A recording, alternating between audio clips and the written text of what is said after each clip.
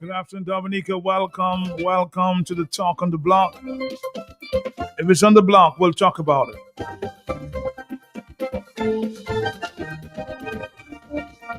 I'm just hearing about an incident. Like it took place earlier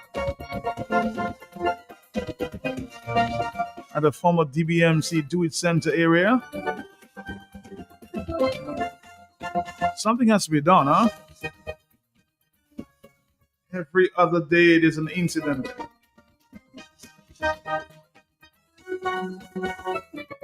Hoping everybody's fine.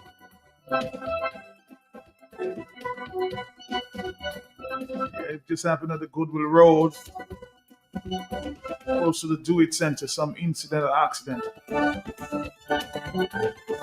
Well, we'll give you more information when it becomes available, okay?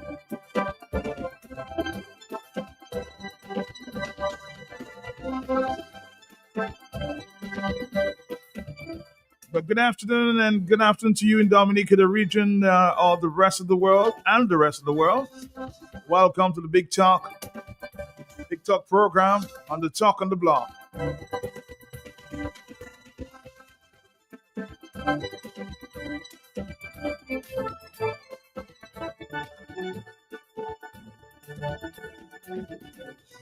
We're going to come back to talk after this.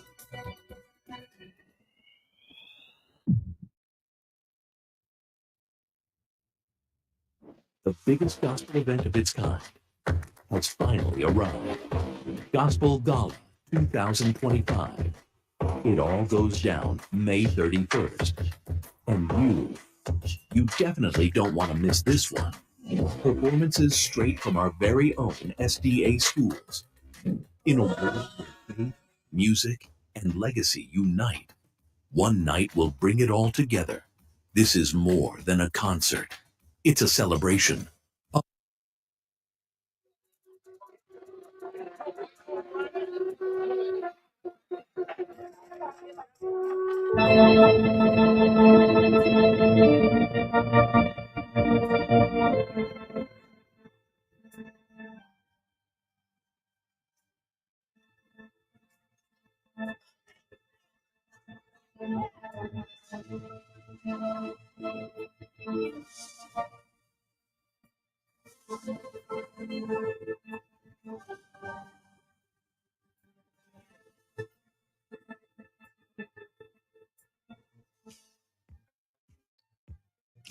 Now available at Eastside Trading Limited Showroom Department, a wide range of household items and accessories placed in porcelain, ceramic, clear and cordial, bowls in glassware, plastic and porcelain, pot sets and frying pan sets, glasses for all occasions, knife sets and cutlery, water jugs and storage containers, wooden spoon sets, dish strainers, chopping boards, bath towels, shower curtains, bed sheet sets, curtain rods, living room sets, recliners, and dining room sets, mats and rugs, and so much more.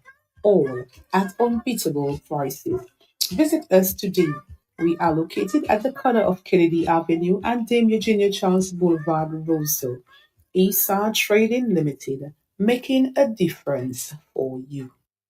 And people are shopping for family supplies. So I ask you, what are you doing inside Bloombox? You have a farm? You tell me, that's how it has sort. I've been married 37 years. Look at my money farm. They say, no, not woman, like land for farming crops. And then you understand, Bloombox is the most affordable on island. Knapsacks starting at only $57.71. Elsewhere, it's $300 plus. Cutlass seeds, seeding trays, nursery pots, sales of potting mix, all at way better prices than anywhere else. Fertilizers, 3-in-1 multi-tool, and so much more. Located on Federation Richard Drive, Goodwill. Second property on the right after the Valley Link Road and on the corner of Drury Lane and Hanover Street in Rosal. Bloombox. Let's bloom together. For all your shopping needs at the best prices in Dominica, shop at S-Mart. Shop at S-Mart. Shop smart at S-Mart. Oh, my favorite shop. Smart at S-Mart. Top up flow. Shop smart at S-Mart. Sunday to Sunday. Open on holidays. Shop smart at S-Smart. So much fresh fruit and produce. Good quality service. Unlimited parking. All the best products at S-Mart. You get the best prices. Smart at S-Smart. You can tell the quality when I'm out and it's my time to play. It's actually not the crew, making a difference for you. I hear you get rocked anytime you drink it. The XM Supreme 15 years, the XM Royal 10 XM 5 years, and the 750 milliliter bartender. Come on, back me up, Thanks extra match, yeah. Premium blend. Try out the 200 or the 750 ml. Yeah, man. Guaranteed for any occasion. Say you can't go wrong with Thanks from. Hey, you can test the quality. Thanks, yeah, more than Chanel. Thanks Supreme High Wine, the pot and the white wine. And for the cake, better than me, and sorry, brandy. I get the box. Can test the quality. When I'm out and it's my time to play, it's a trading and the crew making a difference for you. I hear you get ranks anytime you drink it. Remember, drink responsibly. PSU members, it's time to rally around your salary. Negotiation Tuesday is coming. Come the 3rd of June, all public officers, every one of you are invited to a general membership meeting to discuss salary negotiations at the Public Service Union headquarters from 4:30 p.m. It's no longer business as usual. Together we can achieve. Don't miss the Dominica Public Service Union General Meeting Tuesday coming. It's your salary. It's your salary negotiation. We can either swim together and remain afloat, or drown together by swimming separately and watch them float. Tuesday coming, come take your rightful seats. Raise your hands, speak up, let your voice be heard. Come discuss your salary negotiations. DPSU headquarters from 4:30 p.m. Tuesday coming. Don't miss it.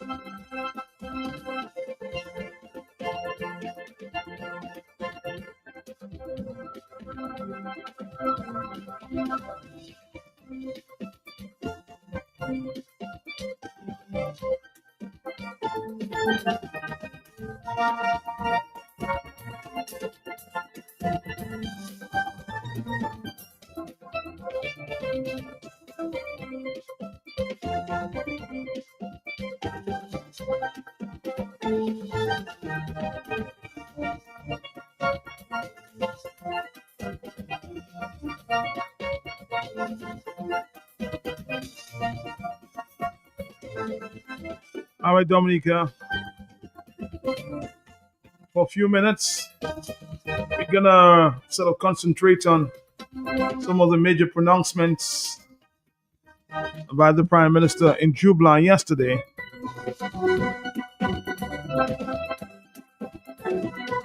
One issue that's stirring the Prime Minister and other regional leaders is that of high prices. What is your Prime Minister planning to do about it?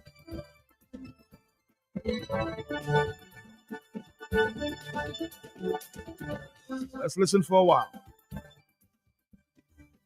In respect to the cost of living, especially over the last 10 years, it has become significantly more expensive to operate in this global environment. That is a reality for governments, countries, and people all around the world, without exception. At 70, we have the advantage of engaging the people-centered governance approach that has served us so well to tackle this issue and explore the options for speedy resolution. I shop, you shop, visitors shop. Everybody in this country buys groceries and other essentials. I do not think that a solid case can be made against the private sector in Dominica for jacking up prices. Generally, I believe that prices in Dominica are on par, given our size, our distance from source, and the overheads associated with running a business in this day and age. I want us to manage prices in Dominica because I know that employers and the government as the largest consumer in Dominica cannot afford out-of-work salary increases in this unstable global environment. So I hear you when you tell me about high prices, but I want to break it down and see how, as a people, we can cut and contrive. I will see what the Minister of Finance can do. I will see what the shipping agencies can do. I will see what the wholesalers can do. But very importantly, you, the consumer, will also have to play your part by managing your spending, focusing these days on your needs and not just what you want. Give priority to your health, give priority to your shelter, and very importantly, shop around and make your dollar stretch. But I propose in the weeks ahead to convene a very focused consultation on the issue of cost of living in Dominica. And I will tell you from now that the Minister of Finance will deal with it frontally in his budget address in July, ladies and gentlemen, the issue of cost of living in Dominica.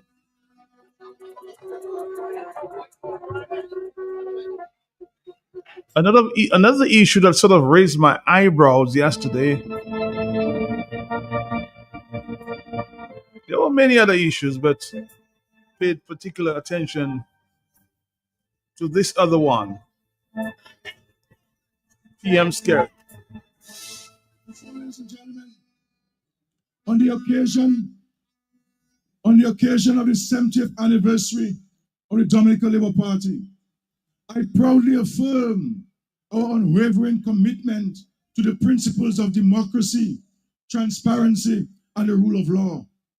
Our party believes that true progress is only possible in a society where every voice is heard, where freedom of expression is respected, and where the rights of all citizens, regardless of political affiliation, are protected. Over the past 25 years, our government has worked diligently to strengthen democratic institutions, uphold the Constitution, and ensure that free elections are free, fair, and credible all the time, ladies and gentlemen. We have supported the independence and integrity of our judiciary, promoted accountability through various oversight bodies, and engage active and encourage active civic participation. Our commitment to open dialogue and inclusivity has been demonstrated through community consultations, town hall meetings, and partnerships with civil society organizations. But it is important to recognize that democracy is not the absence of disagreement, but the ability to manage differences respectfully and constructively. While some voices may seek to paint a picture of democracy under siege, we must look at the facts. Continued peaceful elections, vibrant political engagement, and a society where citizens freely exercise their rights. At 70, the Dominican Labour Party remains dedicated to developing a united Dominica, where all citizens can come together beyond political divides to build a stronger, fairer, and more prosperous nation.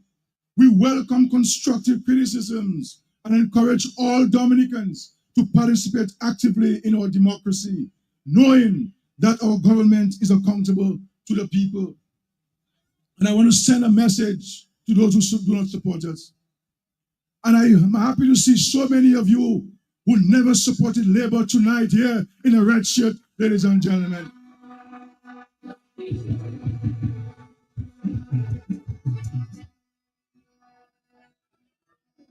We welcome you and we embrace you. And I'm sending a clear message to all that Now some listener is paying attention, and Dominicans are becoming very smart. Not if the Prime Minister was celebrating Labour's 70th birthday, why didn't he recognize people like Patrick John or OJ and all the other stalwarts of Labour?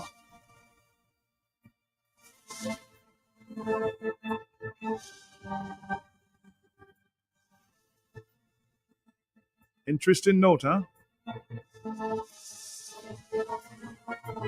What are the other stalwarts of Labour?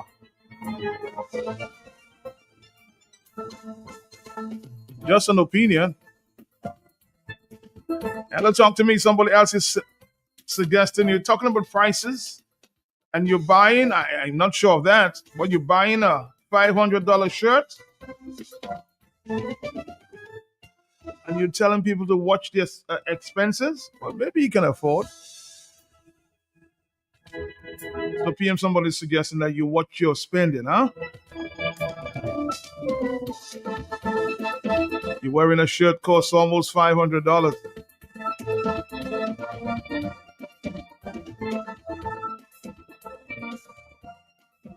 And should you conclude that shirt was not fake?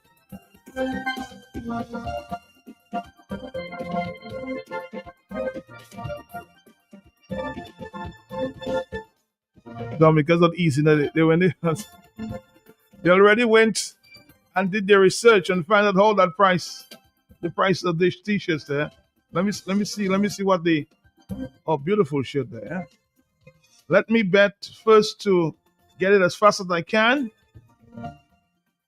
Look the price of the shirt that Prime Minister was wearing yesterday. $498 US.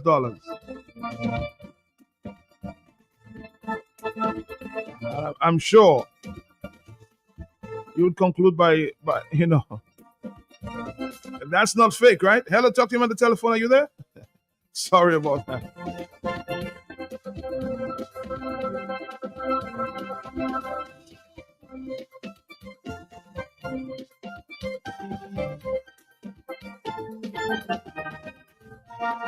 (449-3095-96 and 97). Somebody already sent me the price of that beautiful shirt there. Let's admit it's a very beautiful shirt, huh? Hello, talk to me. And the Prime Minister look handsome in that too. Hello, yes, I'm here. Yes, Mark. Yes. I didn't listen to nothing. I don't watch nothing because I don't want to see them. But send the shirt, let me see it. Oh, you want to see the shirt? So why you want to see it now? Okay, Lucy, I'll send you the shirt. Hello, talk to me, yes? You're not interested. Are you there, caller? Hello? See, some people not paying attention. They call in the phone, but they want to listen in the same time. You lose the opportunity there.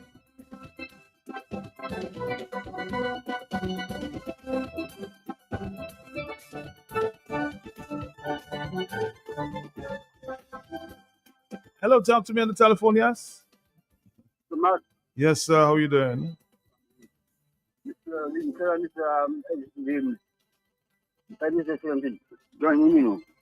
Did you what? Join the Labour Party. He asked many people to join him, yes.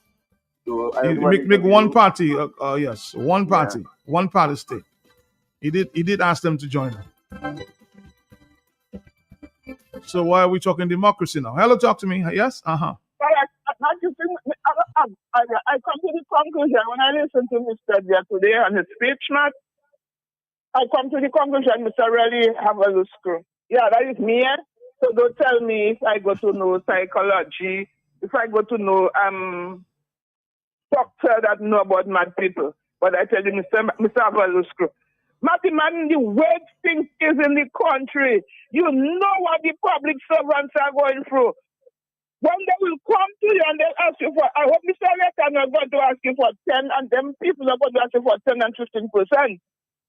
It has to be 30 to 25%, because you took that already for yourself. And you know how things is. Because the amount of money you get in, and every week you out of the country, how many days? And you getting money for that from the treasury. Them people like that, not them public servants we have there, I don't know what happening to them public servants. They're sitting down and I have a job. No, all you have to stand up, do like the people in the 70s. They had the job and they stood up for what they wanted, but those days they're so damn complacent, it's not funny. And if I'm talking about democracy, what did I arrest me for? We are free. You can stand up, you can talk, you can demonstrate. Technically, what you saying there, you know. Mm-hmm. What did I arrest me for? I was standing up with a placard. I didn't pull barricade. I couldn't throw a stone. What the hell did they arrest me for? Standing up and fighting for my country, for democracy in my country, to get proper electoral reform. Walking with a placard, I was arrested. Fingerprinted like a blasted criminal. And he and all of them that are the criminals, they walk in the place scot-free. Then the man come to that meeting there, he had a wardrobe change, you know. The first time he come with one shirt, then he wore another shirt again. Like, what the hell is that? And he have one red shirt too, and they didn't happy about that. So you don't believe, Blue, that we are living in a democracy? Huh? You don't believe we are living in a democracy? I don't know, the man has coming inside your ideology technically in his head a long time. They tell him now, it looks like he's making that bigger and grander every basket time. Bye-bye. All right, 44930. Somebody's saying, Matt, it's just words. Words. Hello, talk to me, yes? Matt, when I worked in the public with the public, I was a public servant. Right. Anytime Mr. Ledger at that time call any, like that man in the state Atlanta, what's his name now? Oh, he was the Alvin Thomas? Alvin Thomas. Anytime they call something, Lucille was the first person to leave hospital and go down and play domino in the basement of the public service union. Mm-hmm. It haven't got nobody that brave like that now. All of them depending on people. Matt, send the shirt for me. I want to see it. I never watch. I never listen. But I sent it. So you have to listen next time so you'll see it one time. Okay? I send it to you. Hello, talk to me on the telephone. Are you there? Yes. Hello. Hello, good afternoon, Matt. Good afternoon to you, my brother. How you doing? Well, Matt, I good. I was there yesterday, Matt. First Good. time I see people like that in a rally. Okay, that's good. It was really, really, really good and interested. Mm-hmm. Okay. Yeah, man. I tell you, everybody enjoyed themselves and it had a lot of workers that they just turned into the labor party. So they spoke to you there? Right? They spoke to you there that they turned? Because I got a message this morning from a worker who said he just went there for the CO. Well, that is the person, but you just told me that they turned. Well, I spoke to yesterday. Well, that was in the Workers' Party. Really was serious, sir. Okay. And I know people I brought into the Workers' Party. I spoke to them and they were there. They enjoyed themselves and they say, well, labor is the way to go. Okay. Well, that's good for them then. Good for them. Somebody said, man, I need to hear that. I need to hear this song. Which one is that? Which one is that? Oh, boy. Let's see if we can get to that. Everybody wants something. Everybody wants something. Let's see if we can get that one there. I think you're just referring to what the Prime Minister says. Just words, right? It's Baron. We're going to come back for more phone calls.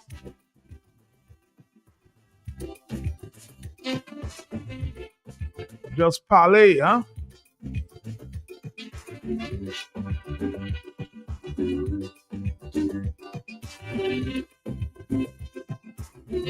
Your words start to lose value when your actions don't match, huh? On words and it's a pro. Detrimental factor of life is only hatred and strife. It's the afternoon, It's killing of mankind, June 2nd, 2025. exempting them from this world and putting you in a fix so that man can be realistic.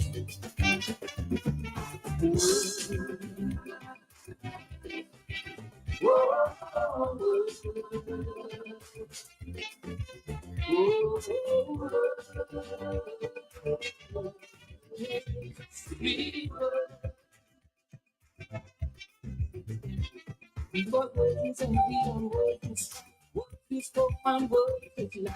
What can make you do anything? What can make you feel like a king? Whoa,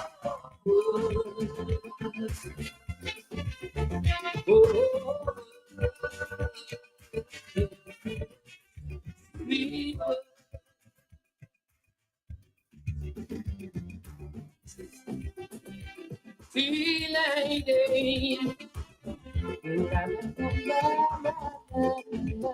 We'll come back for more phone calls.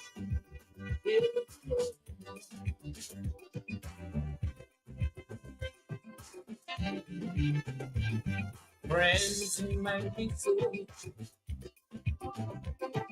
I found what life is worth. It's peace and happiness. A few people seem concerned about the voice of the PM.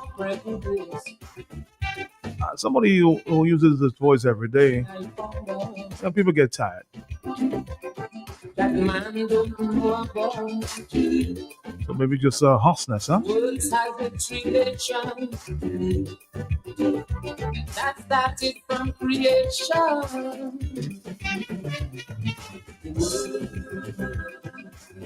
Somebody's asking why,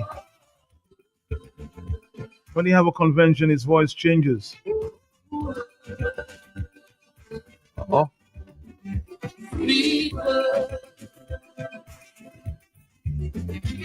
Because words is empty and words is right. Words is hope and words is life. Words can make you do anything. Words can make you feel like a king. Sing this song. Whoa.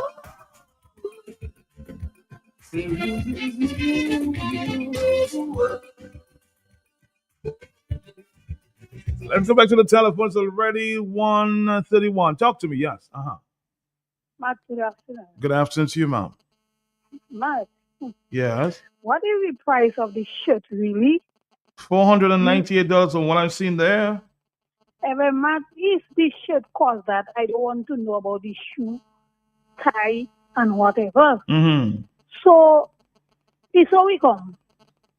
Carrie can do what he wants, buy what he wants, how he wants, and we cannot eat, we cannot drink how we want, what we want. Well, Mr. Later, I'm calling you. Hello, Mr. Later. I hope you hear him. You hear the price he buying a shirt. You hear it. So it is nice and creamy in Dominica. Dominica, nice.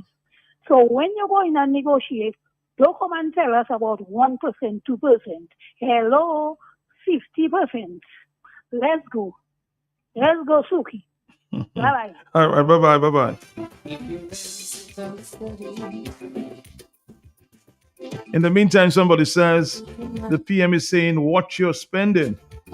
You will think about your dignity. And wearing a shirt that costs almost $500. You will do. What's the example there? That's what the master said. Would play an important part in every Matt, we allowed all of this nonsense. thing you call. A family of 4 to receive a 64,000 EC dollar in living expenses, and we said nothing. We allowed the Prime Minister to give himself a raise of $4,000 he does not need, and we allow all of this nonsense. Who do we really blame, huh? Why should we complain?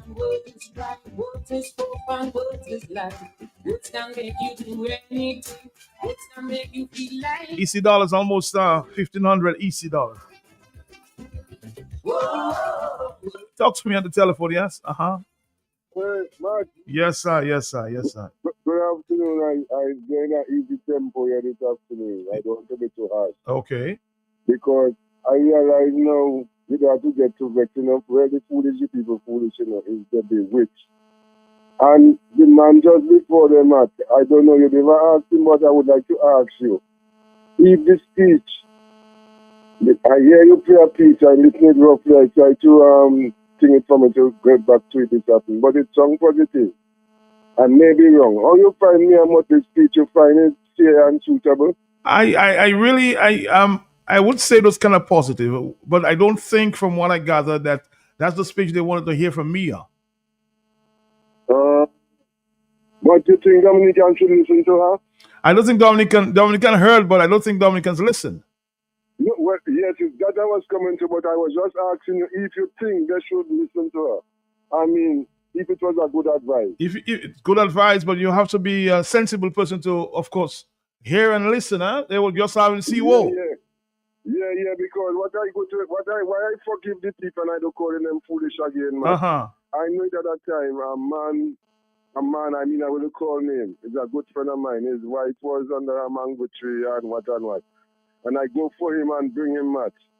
And he see almost the finished result and he's still telling me not that in a match. Because when you see you be rich or you spoil or they give thing to drink, he doesn't see, but I listening. All right, my brother. Thank you very much.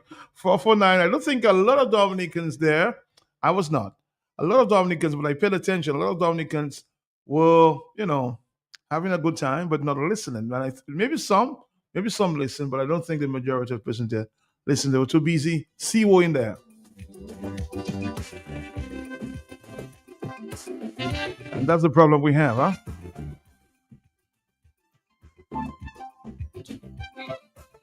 We're here and we don't listen.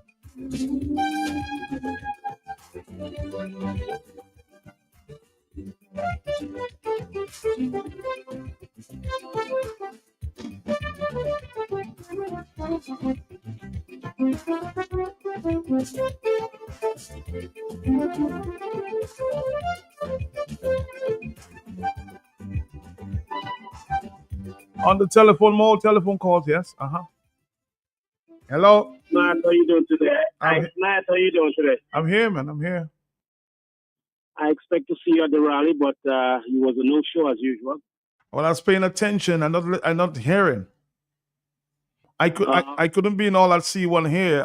Listen, I was paying attention at home. Yep. Okay, that's good. That's good. Matt, I can't believe you even talking about a shirt. Let's put that thing aside. That's nonsense stuff. That shirt. Okay. Matt, let me tell you, Matt, what your caller is not talking about. The numbers don't lie.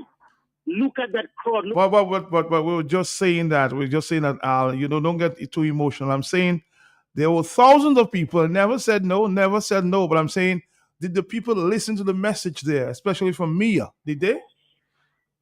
Al. Yes, the people listen to the message. Okay. Yes, the people listen to the message. Matt, let me tell you, Labour Party runs things in Dominica. I'm surprised they have workers. Most of them is in the diaspora. Al, did you listen to Mia? Mia? Hold on. I want to engage you a little bit. Did you listen to Mia? Matt, we always. I'm asking you, did you listen to Mia? Let's have a conversation here. Did you listen to Mia? Matt, the numbers. No. You don't have a conversation with me, because I suspect you did not listen. I was gonna have a conversation with you in terms of what you learned from Mia there. Hello, talk to me. I'll call me back when you pay attention. Okay, talk to me. Yes, I'm here. Matt, I'm here. let me say that, let me tell you, the people are clappers. They don't really listen, they hear. So before the person starts talking, they're clapping. They are clappers. And Matt, you have to learn to change your party with $5. $5, you get angry with another party, you go to another party because of $5. Thank you. Thank you. Lucille, you didn't go to them people thing. Hello, leave them people alone. Hello, talk to me on the telephone, yes? Matt Phelps here. Good afternoon, how are you? How are you doing, my brother? How are you? Yes. I'm doing very well. It wasn't my intention to connect with you on that subject, because I am not one of those who provide legs to something. However, okay. I want to provide what I believe is an education on this. Number one, these mass campaign party rallies are not for the purpose of education. They are not planned for that. They are not designed for it. They are not executed for education. So to ask if people were listening is really redundant. Because the fact is nobody heard nothing. Nobody who was there will hear nothing that is sensible. How do you know that? Well, when you clap for everything, once you get a pause, you know that the people are not listening, because not everything that somebody says is worthy of a clap, right? Mm-hmm. But at the bottom of it, you need to know that they are not organized for the purpose of teaching or enlightening people. The only thing they are organized for is to make the noise, to have people gravitate towards that. Now, here's the second thing you have to know about this.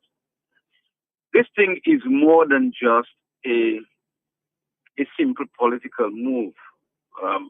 The region have moved past simple political meetings and rallies, right?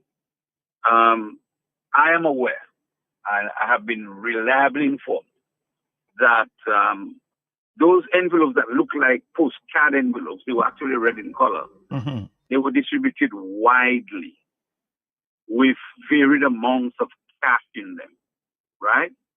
Now, here is what I know, right? Money blinds people, and the people who distribute the money knows that. Nothing is done per chance. This is not a per chance thing.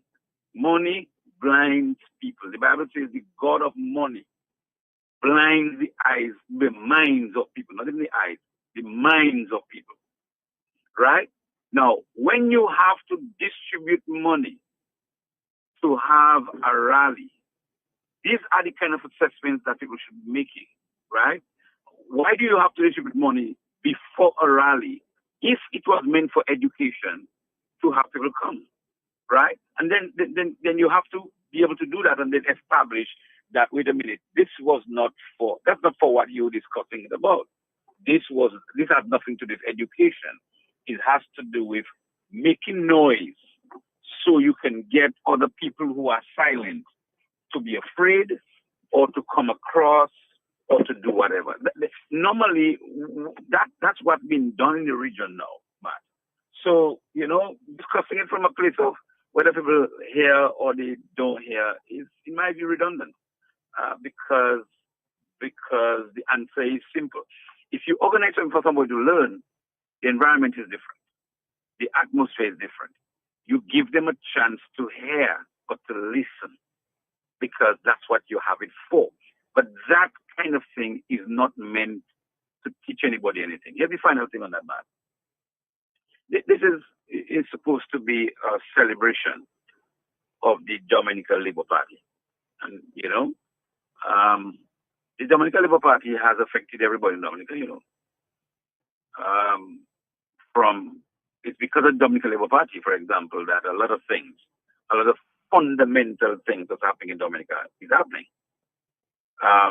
The people now who are carrying the nomenclature of Dominican Labour Party, if you examine them well, they do not carry the heart of those who formed the Labour Party and even those who followed in their footsteps. They don't.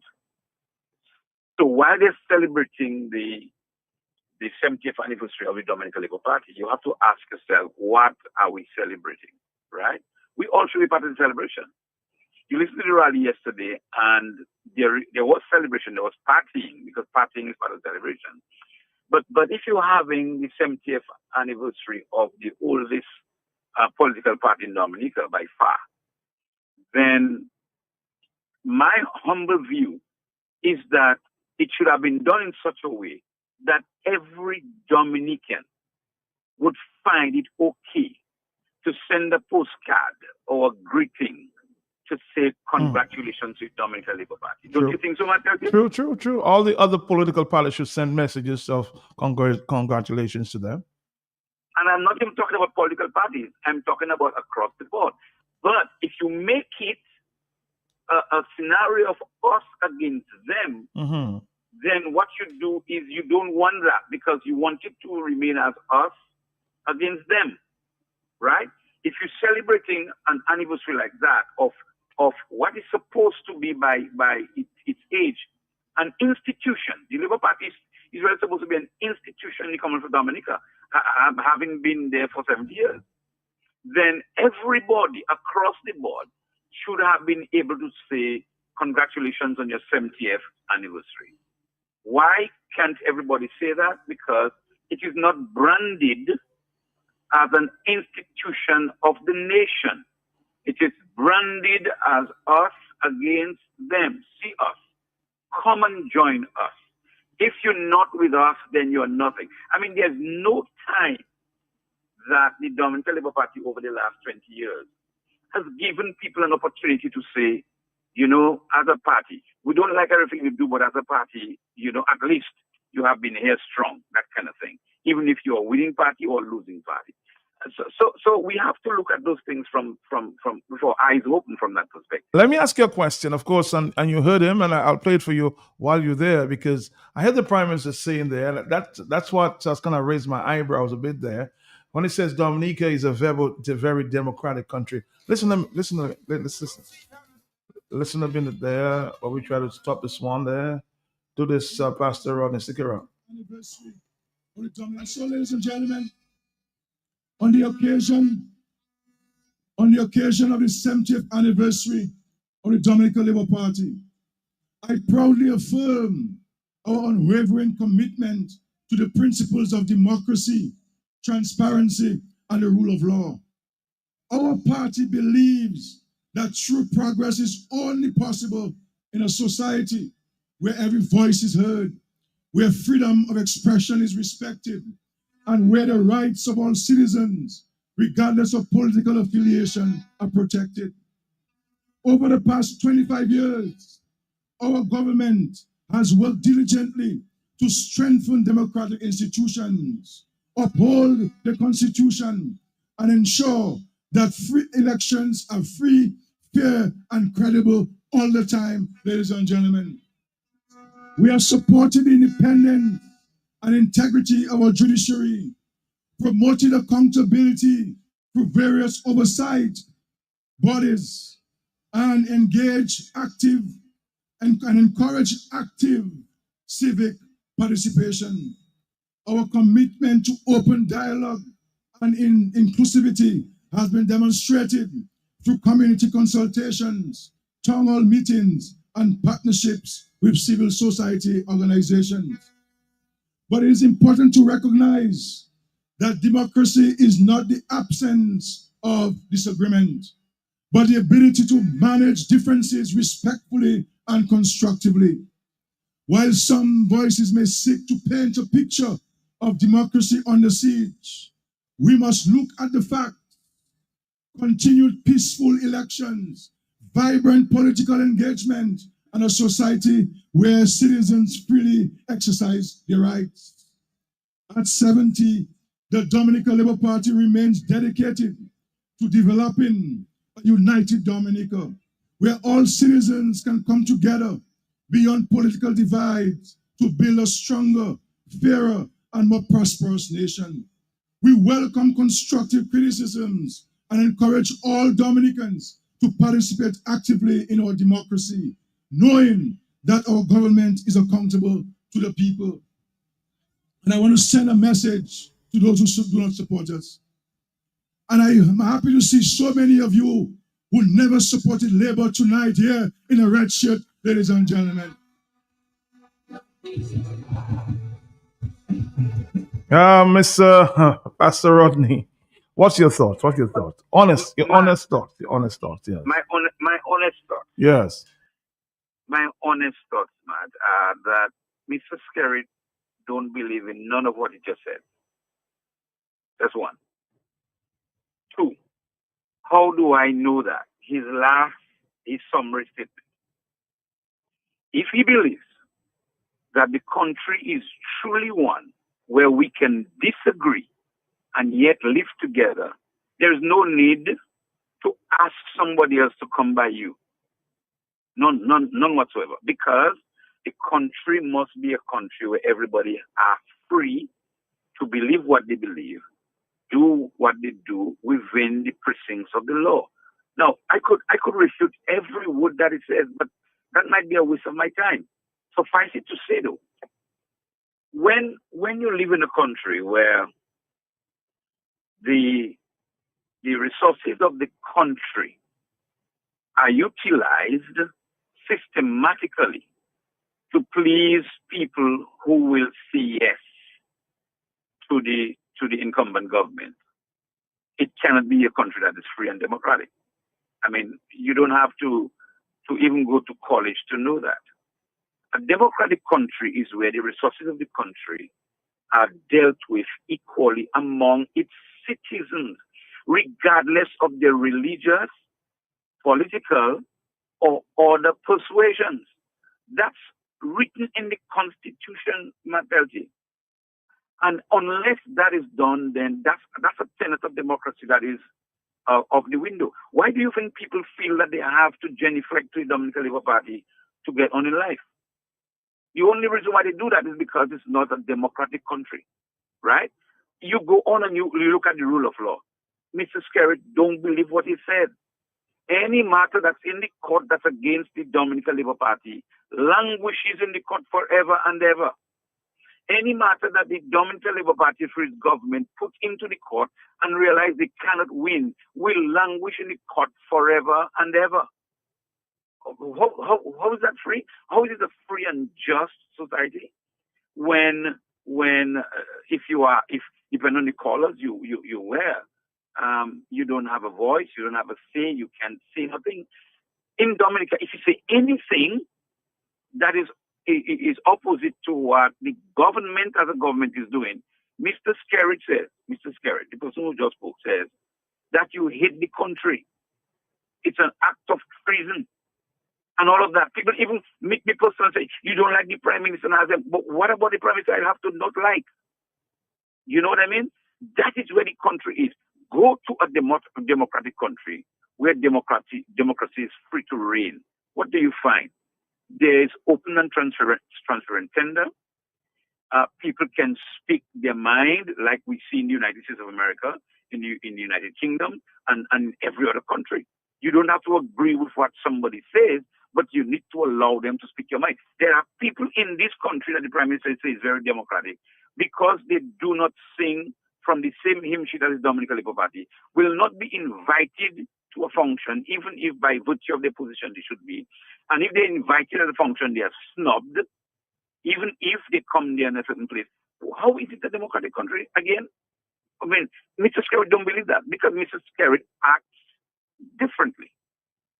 He acts differently in the office of Prime Minister. So he does not believe that. And if you listen to the people who are proponents of the Dominican Labour Party, a large majority of them, there are few who I can say who still believe in the principle of democracy. People, for example, who did not go to Dublin yesterday for the simple reason that they believe that Mia Mottley was happy to accept Ross University when Ross University was contributing 30% of our GDP. And their labor rights didn't go for that reason. These people understand democracy, although they might be quiet, but they understand democracy. They understand that we cannot do that and then clap for you, right? But generally, Matelji, we don't have democracy here. I mean, when you have a government that will allow its people to patch a road because some of its people are there, and if they know that the people who are living there are not from their party, they're not patching the road, is that a Matelji? All the questions I've asked you, do you really think that we're living in a democracy? No, that's why my eyebrows were raised. Yeah. Right. So I can tell you categorically, I mean, I don't believe Mr. Skerritt believes that. Mr. Skerritt knows. I don't think. I mean, this is a guy who went to University of Mexico. I mean, you could not have gone to University of Mexico and do not know what's a democracy from what's not a democracy. Of course, at an event like that, he will use the words and use these platitudes to make everybody else believe that we're a democracy. The long and short of it is Dominica, this Commonwealth of Dominica, does not operate as a democracy. When it does, we will see the crass partisanship in every aspect stop. When it does, we'll be able to speak openly without fear of victimization or isolation.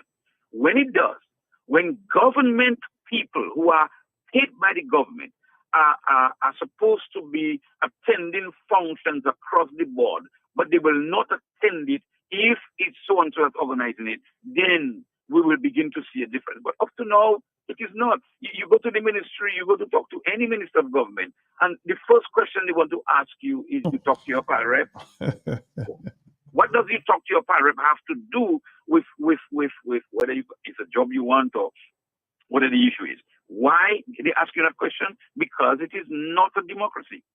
There is no fairness, right, in obtaining anything in the country. And so you cannot, if you have any modicum of common sense and truth in your head, you cannot say that we live in a democracy. And people will bring all kinds of excuses you want, as though, in fact, when I said to somebody some time ago, Matt, they said to me, but you can still walk the street. I said, but I can walk the street if people looking at me cross-eyed, right? Because of who I am. I can walk the street, yes, but some people figure you shouldn't walk the street. And if they notice some labor right maybe talking to you, you know, they have to hide to talk to you. That's correct. No matter, you and I know that in this country, anything you say anywhere, if you are not bold and don't care, don't say it, because it's going to go right back to the hierarchy of the Dominican Labour Party. And if your child supposed to get a scholarship, you're not getting it. If you're supposed to get a job, you won't get it. As a matter of fact, I said it many times on the radio. A lot of police officers would see me and pull me in a corner because they don't want somebody to see them, you know? That's just what it is. Because I know that. I'm so aware of that, man. I've been living there for all those years. And that's the first time I've seen that happen, right? That's the first time. And I have examples of every other prime minister that they did not actually come across by me. Come to the labor camp. There are many houses. They just dealt with them like they're supposed to deal with them. No, listen, there is partisanship everywhere, and every political party that exists in Dominica. There are preferences. I remember when the United Workers' Party was in office, and Earl Williams might be listening to you. He and I had a conversation, and I said, remove yourself from the partisanship of the politics of distributing homes. Leave it to the people that you have appointed, the Houses and Lands Allocation Committee, right? At the time I was serving on that committee. And here's what I proposed to him. With all the applications you sent, 900 plus applications, you have 35 houses. We will give you a list of 100 whatever who are qualified to receive. To receive, whether they're red, green, blue, or black, right? Now, they are qualified to receive, and we will send that to you. Whatever you do with that, it means that every one of them are qualified to receive, but you can only give 35. That's a matter for you. Guess what? There is some level of transparency there. Right now, you have to say your name and your political affiliation, and it has to be confirmed by the PALREP before you can get a job. So the criteria is I know your PALREP, right? That's right. Even if the government send you on study, even if the government give you the scholarship to study, when you come back for the job, you have to, your first qualification must be, did you speak to your PALREP? Did your PALREP send you? Because if you didn't come for your PALREP, crap, who smoked your pipe? What is that? What is that? I mean, let's be honest with ourselves. I wasn't fighting about it. We're just looking at the daylight facts in the country as it is. And that's why I say I don't believe Mrs. Perry believes that. I know he don't believe that. All right. Pastor Rodney, thank you very much. Always a pleasure. I'm sure you'll get more on Kingdom Connections tonight. Oh, okay. Let's go.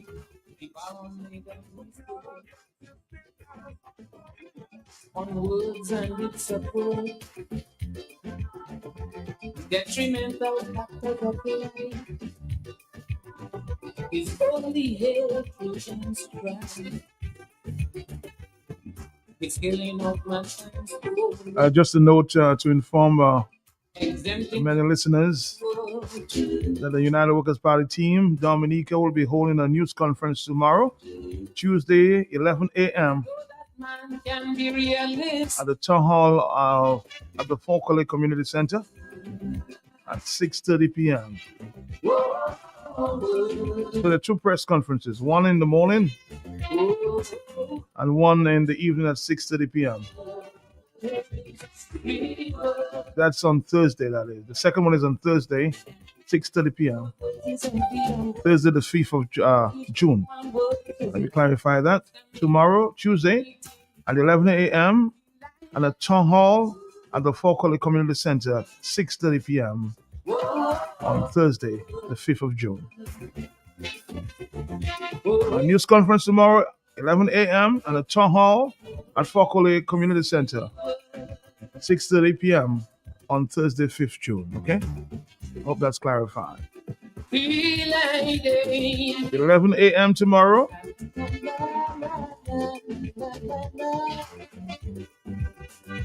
That's a news conference, and on Thursday, a town hall meeting. Friends in my research, I found what life is worth. It's peace and happiness. No more prejudice. Another thing I found out. Hello, let's take a few calls there. Good afternoon. Yes. Junsu. And Matt, if you are brave pastor and you talk, your child works in the public service, they just send your child home. Your child don't know nothing of what the father sees, but they just send your child home.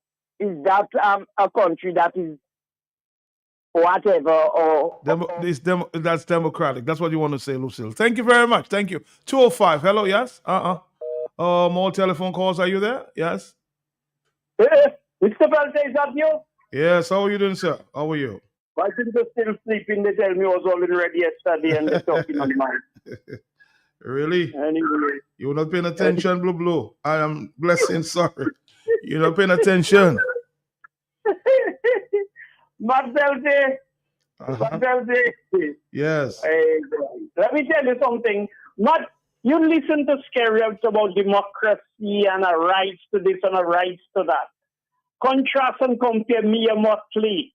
Or when you take jobs from the people and you do you see the same sarcasm, the same ridiculous sarcasm, Matt. It's like I see you. Boy, Matt tells you, boy, you have a nice pair of pants, boy. Look at your shoes.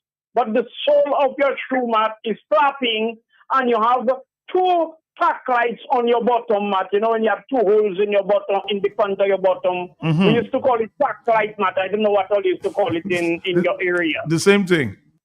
The pack light. And that's what Mia is doing. But that B, and I will not tell you what the B stands for, come to Dominica, Mia, and expose her Mottley by telling us we are sucking salt. It's not that they will suck salt. The same insult, she recycled it and put it in a sentence like, if you abandon your people, that is what that is going to happen to them. Matt, are we not sucking salt already, Matt? You see, all of a sudden, because you're drinking your honey now, you can answer. We're still sucking salt. Yes, go ahead. And she knows that, Matt. So she thinks she's so smart. She come with an open teeth, that green snake in green grass, and make us to believe, well, let's say you have 2 drug dealers, Matt, and we plan, we say, boy, when you go on the mic, it's a community meeting against drugs and crimes and violence. Boy, just go and start to blast drug dealers. Matt, who is the biggest drug dealer? The man on the podium, you know, Matt, or the man at the mic, you know, or because he giving the pastor or the church some money, they ask him to say a few words, and you must tell your children to stay away from drugs. Who is the biggest drug dealer, Matt? But to cover up his crimes, he has to be lashing at drug dealers when he's the biggest drug dealer in the community. That is the reverse psychology, Matt, the game of Hegelianism. 2 of us are the worst of enemies in the public, and privately we are the best of friends. The game is on the people. Mia is saying nothing that she does not perceive, scary wood and dust. And when they meet, they knock the glass and they say, you don't see our slaves. What they think I giving you bad talk. They don't know congrats. But you know the Bukabu woman imitated Mia Mottley. He would do a good thing like Franklin and Miss Charles. You check?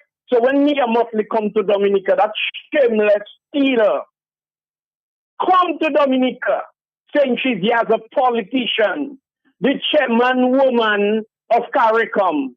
Come to Dominica, insulting Dominicans, and you have Melissa now, horning her, horn, pop on, oh, it have hundreds of NEP workers she's giving jobs.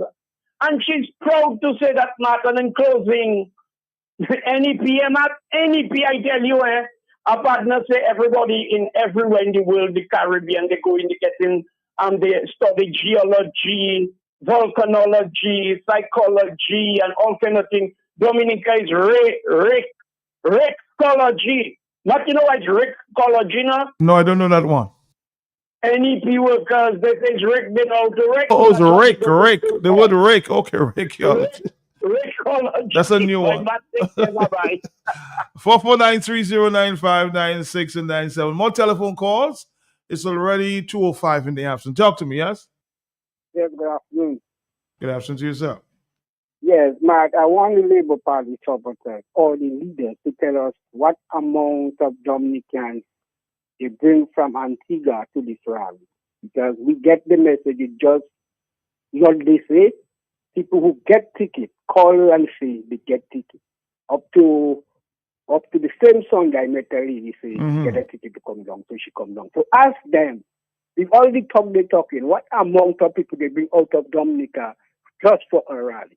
And they're talking about democracy. Thank you.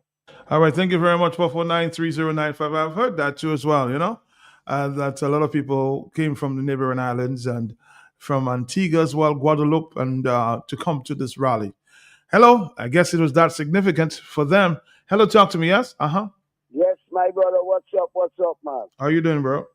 Well, Matt, I was listening to you know what I was listening to, and I want to applaud the little child, She really amazed me, in that convention, when she come and give a little speech, and her comrade and this and that. But she was really good. I think Franklin should look for a little girl like that. We can give her a space in queue. We don't want her to go on DBS, right on queue. So, Matt, I was listening also. Mia Mottley was very right in her speech. You know what I mean? Because Mia Mottley come tell Rosemary Scarrett now, Mrs. Scarrett, I say that I thought that you had jail from her, but you have jail from her people. You see? You see how she dirty? She telling Scarrett that she thought that he had jail from her, but it's jail from her people that he have. So Mia Motley, she's a very good woman, and her speech was a powerful speech, attacking Mr. Skerritt. Miss Skerritt, I keep warning you about this lady, This lady come to joke you. This lady is a serious lady. This lady come lead Barbados, come put you platform, insult you, come telling that we going to suicide. But Mia Motley, you're a very good woman. You're an international woman. You just open the way for the United Workers' Party to continue on that circus speech that you give them up there, Even watching Mr. Skerritt tell Mr. Skerritt that he thought that he had jail from her, but it's jail from her people that he have. He tired himself, Mr. Skerritt. He told him the other day that he thought he could call him comrade, but he can't call him comrade. So let me tell you, Mr. Skerritt. Mr. Skerritt, I'm calling on you. Whatever you have with me in Mottley, you must take your side and put it on another side and meet Dominicans and let us have a one-on-one interaction in the Windsor Park instead you go right gun for. Come, Mr. Skerritt. Matt is waiting for you. Everybody is waiting for you. And Mr. Blackmore, I didn't like your face, man. The way you were doing on stage here. Not even greet you on the greet paper. Shame on you. All right, caller. Thank you very much for 449309596 and 97. I want to give you, some of you who may have missed it, an opportunity to listen to a bit of Mia Motley this afternoon there, and then we'll continue. Okay, it's already what? 209. So let's listen to a little bit of Mia Motley when she presented yesterday at Jubla on the issue, of bringing the Caribbean together on many issues. Mia Motley.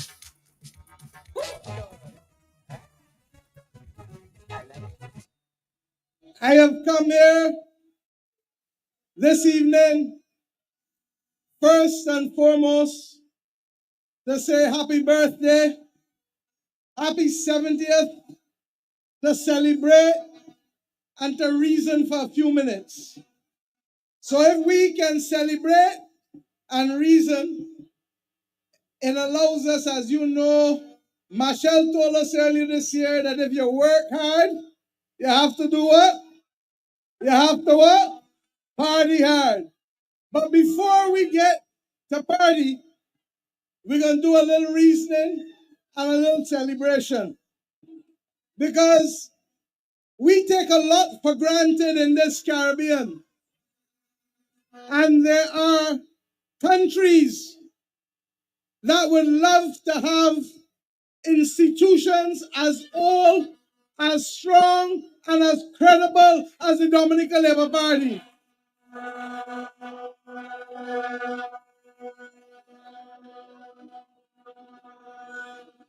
My own party, the Barbados Labour Party, celebrated 87 years this year.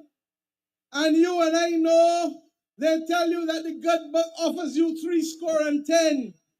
But when it comes to a political institution, take it from me, life now starts at 70.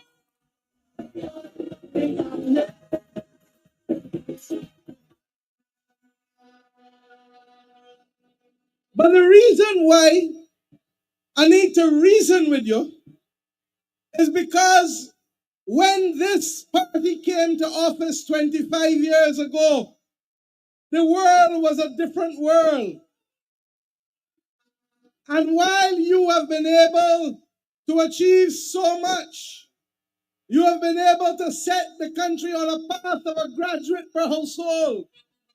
You have been able to make sure that your workers have a minimum wage, just as we do in Barbados, and ours goes up again today. You have been able to make sure that you have been able to look and take care of people because you see them, you feel them, and you hear them. But the difficulty that we have in today's world, and I said it when we first came to office a few years ago, is that the world is so different. And I don't need to tell you in Dominica that, because you, more than any other in the Caribbean, have been on the front line of the climate crisis.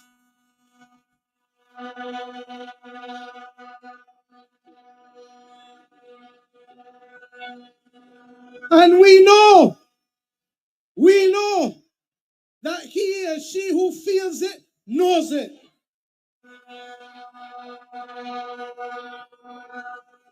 From Ophelia to Erica and Prime Minister, I still remember even in opposition when Erica was coming and you were trying to get back home, to get to your people. Then to Maria. And 8 years later, 2,900 houses later, you continue to carry a message because no one can question your authenticity about speaking about the climate crisis.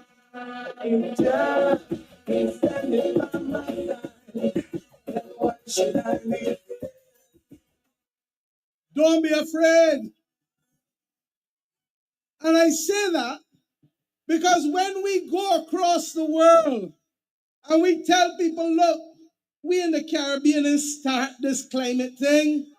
It ain't us that had the industrial plants with the coal burning. It wasn't us that take people and use them as beasts of burden to make wealth for people. And in fact, that is why the Caribbean, with its history of slavery and exploitation, today has so many labor parties that are as old as we are, because we know what it is to have to correct the historical injustices of history.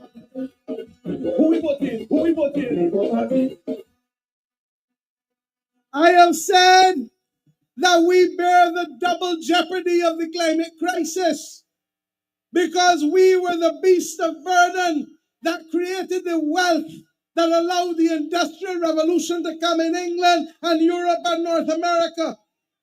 And having been the beast of burden to create that wealth, we are now the victims on the front line of the crisis.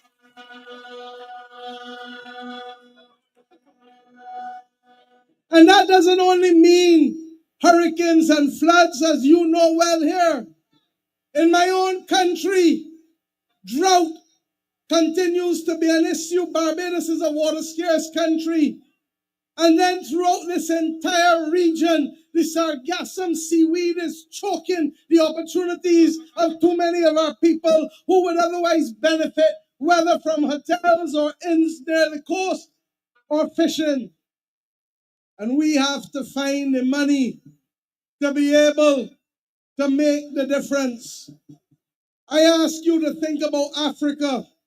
And when you go home, go and look at a map, or if you've got a smartphone, pick it up and take it out and look at a map of Africa.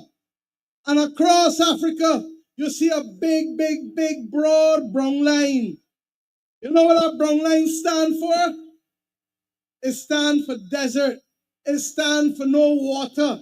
It stands for hardship. And when you start to study it, if you deprive from people the right to grow their own food, they're going to suck salt. If you deprive from people the right to be able to earn a living and get a job, they're going to suck salt. And if you take food from people, and you take jobs from people, and you take hope from people, you effectively destroy the area in which the people are living.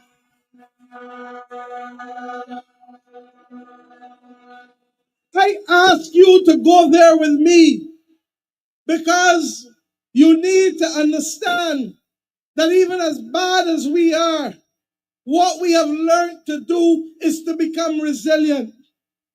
Our great-grandparents and great-great-grandparents had to become resilient to live through slavery and to live through colonialism.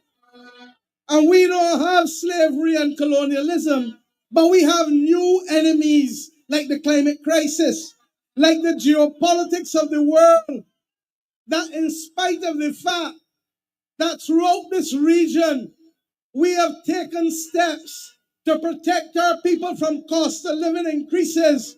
The increases still come at us. Most governments, including yours, including mine, have had to take a basket of food items, a basket of sanitary items, remove the VAT, remove the import duties, remove the revenue that would otherwise go to the government to make sure that it is acceptable and affordable for the ordinary people of this region.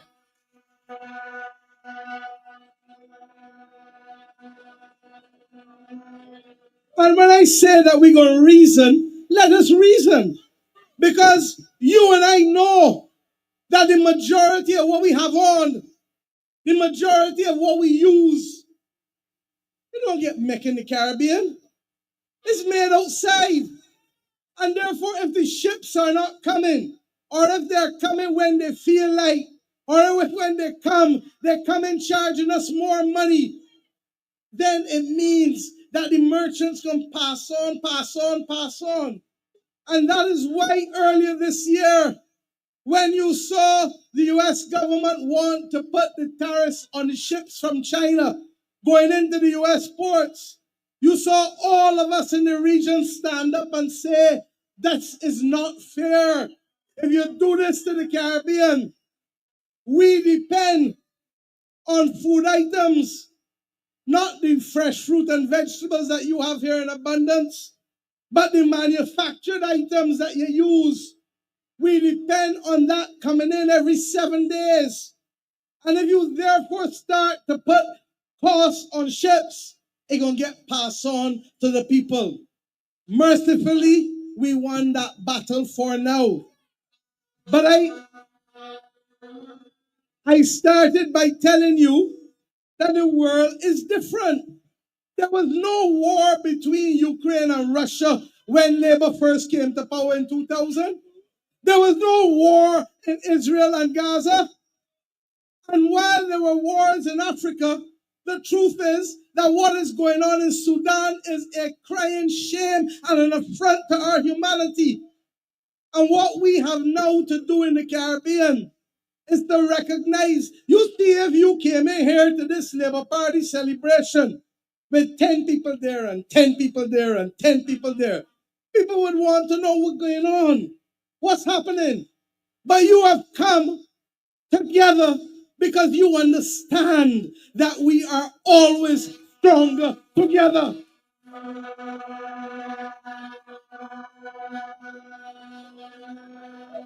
And my brothers and sisters, as we fight these battles that are causing us to face high debt, that are causing us to face cost of living increases that we try to shield you from, that are causing us to face even shortages. Because if you miss parts for your water authority, and the water authority can't get the parts overseas because the supply chain disrupt, you're going to want bills, understandably. But the reality is that people don't keep stock waiting anymore. They don't keep inventory sitting down waiting anymore. So that our whole concept and our whole understanding has to change. And the first thing I say to you as Caribbean people is that we have to find common purpose and work together. Because if we are stronger together, then it means we can achieve objectives together, working together.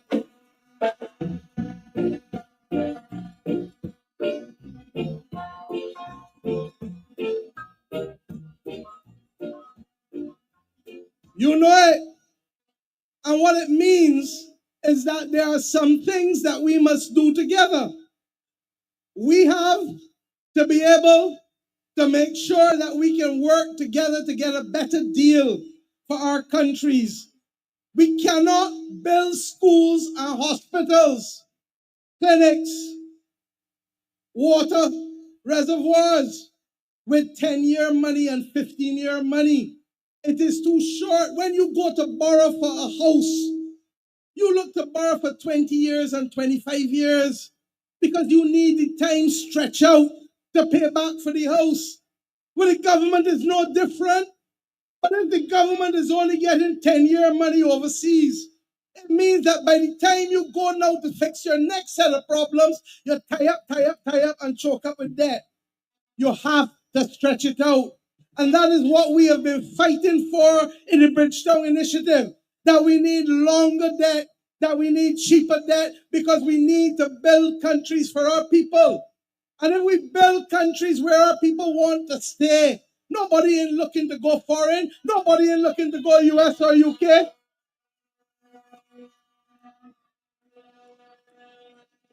And that is why we make the point as a Caribbean region that we have to stick together. Because if we can create these policies, if we can get a little more elbow room to do the things that we need to do, then we can continue to deliver for you. Because the tradition of Labour parties is that we don't only seek prosperity for the sake of prosperity, we seek it to make the average person, the workers of our country, better and stronger so that they can build for their families.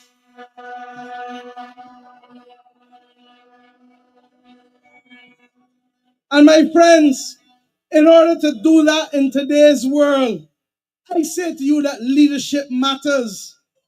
Leadership matters. Because if you don't have the right leadership, you will end up with confusion. If you don't have the right leadership, you will end up with chaos.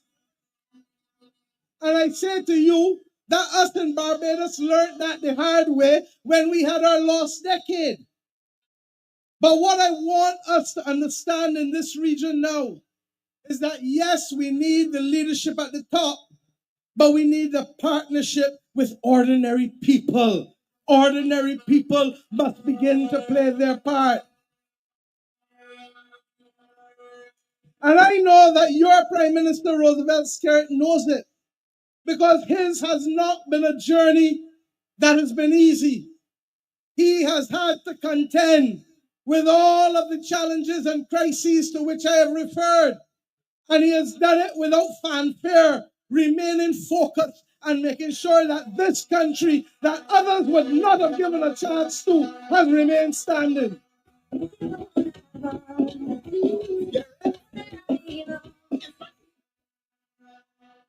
Now I want to address something, because I don't come here to get involved in your domestic politics, but I belong to something called a labor movement. And the labor movement has in it the labor parties. I don't wear red by accident. I wear red because that is our color. And I lead a labor party. And in leading a labor party, I understand that other labor parties across this region have similar philosophies and have similar challenges. And we can't talk about working in an isolated way, because I've just shown you that the only way our region is going to get through this awkward moment, where all that we have come to take for granted is changing, is by cooperating together. Let me give you the examples.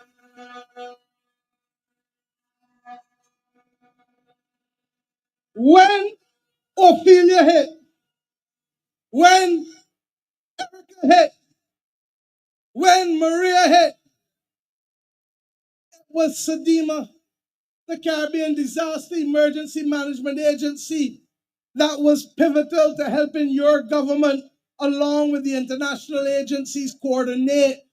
That's not fancy language. That was the difference between families getting food, families getting water, families getting shelter. But today, A lot of the aid that would normally go into Sedema is vanishing. It's vanishing. The Caribbean Institute for Meteorology and Hydrology, that is the one that tells us about where to find the water. That is the one that helps us with the weather. That is the one that allows us to prepare so that you don't get hit and all of a sudden, like a tornado, something hit you, like what happened in the States 2 weeks ago when 21 people died.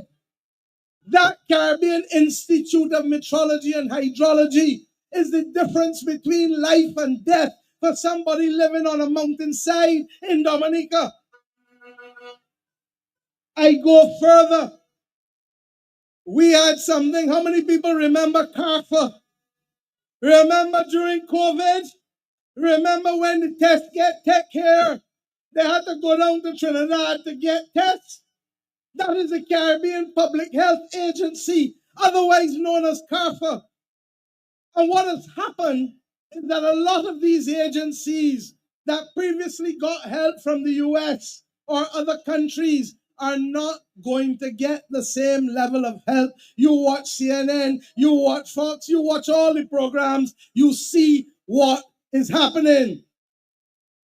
So that it means that we have to have a partnership with our people to carry more weight and for our people to recognize, don't go and build where you shouldn't build. Don't go and put your house where you know you're going to have trouble and somebody lose a life or you're definitely going to lose your property.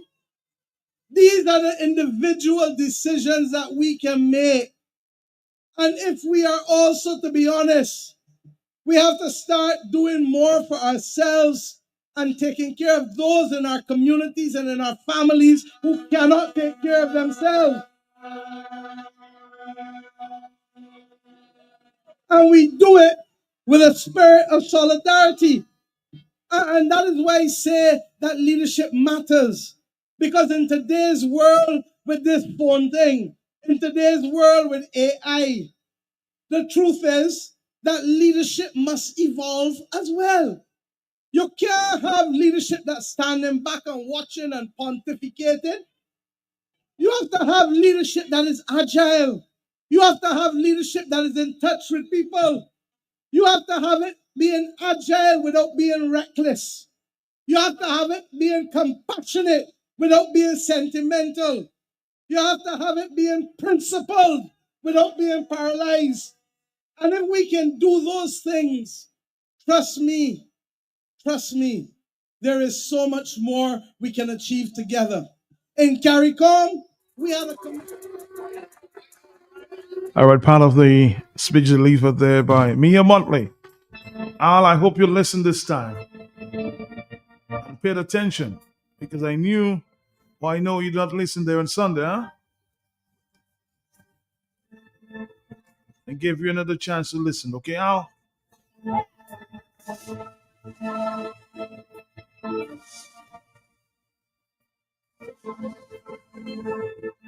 You're my boy. I'm trying to help you out, okay?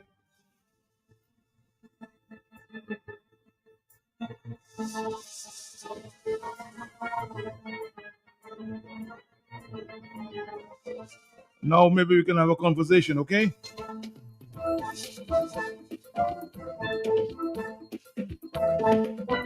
It's that time, 2:30. We're gonna take a few calls, and of course, 3 o'clock.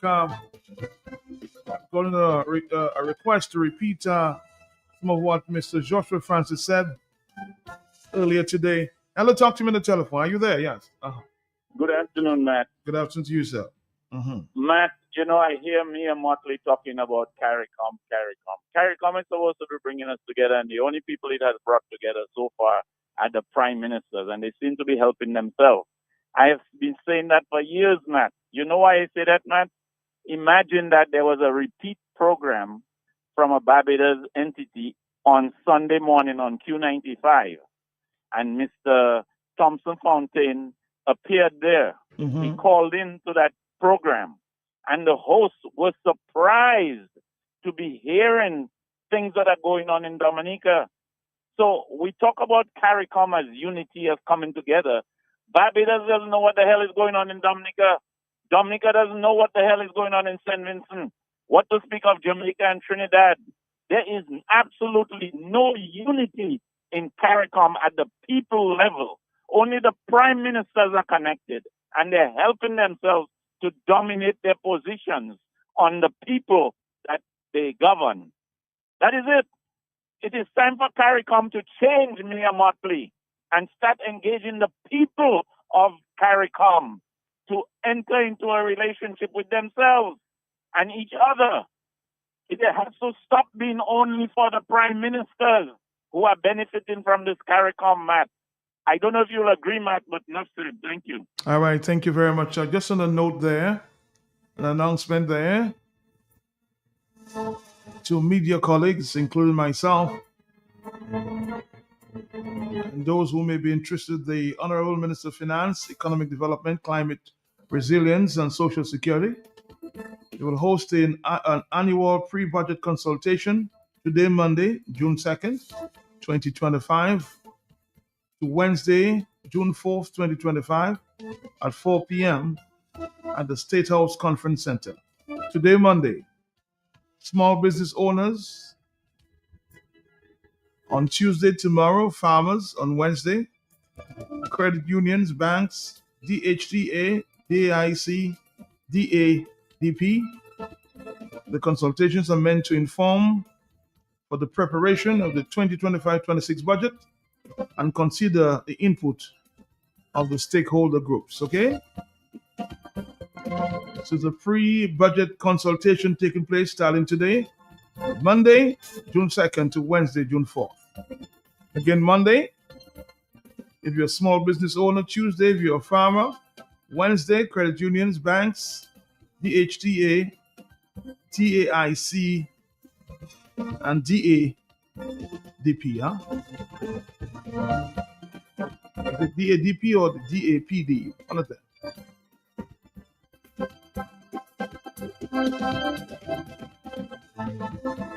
Somebody said it's clear Mia Mottley was not referring to Dominica when she said input duties were removed and the cost of living.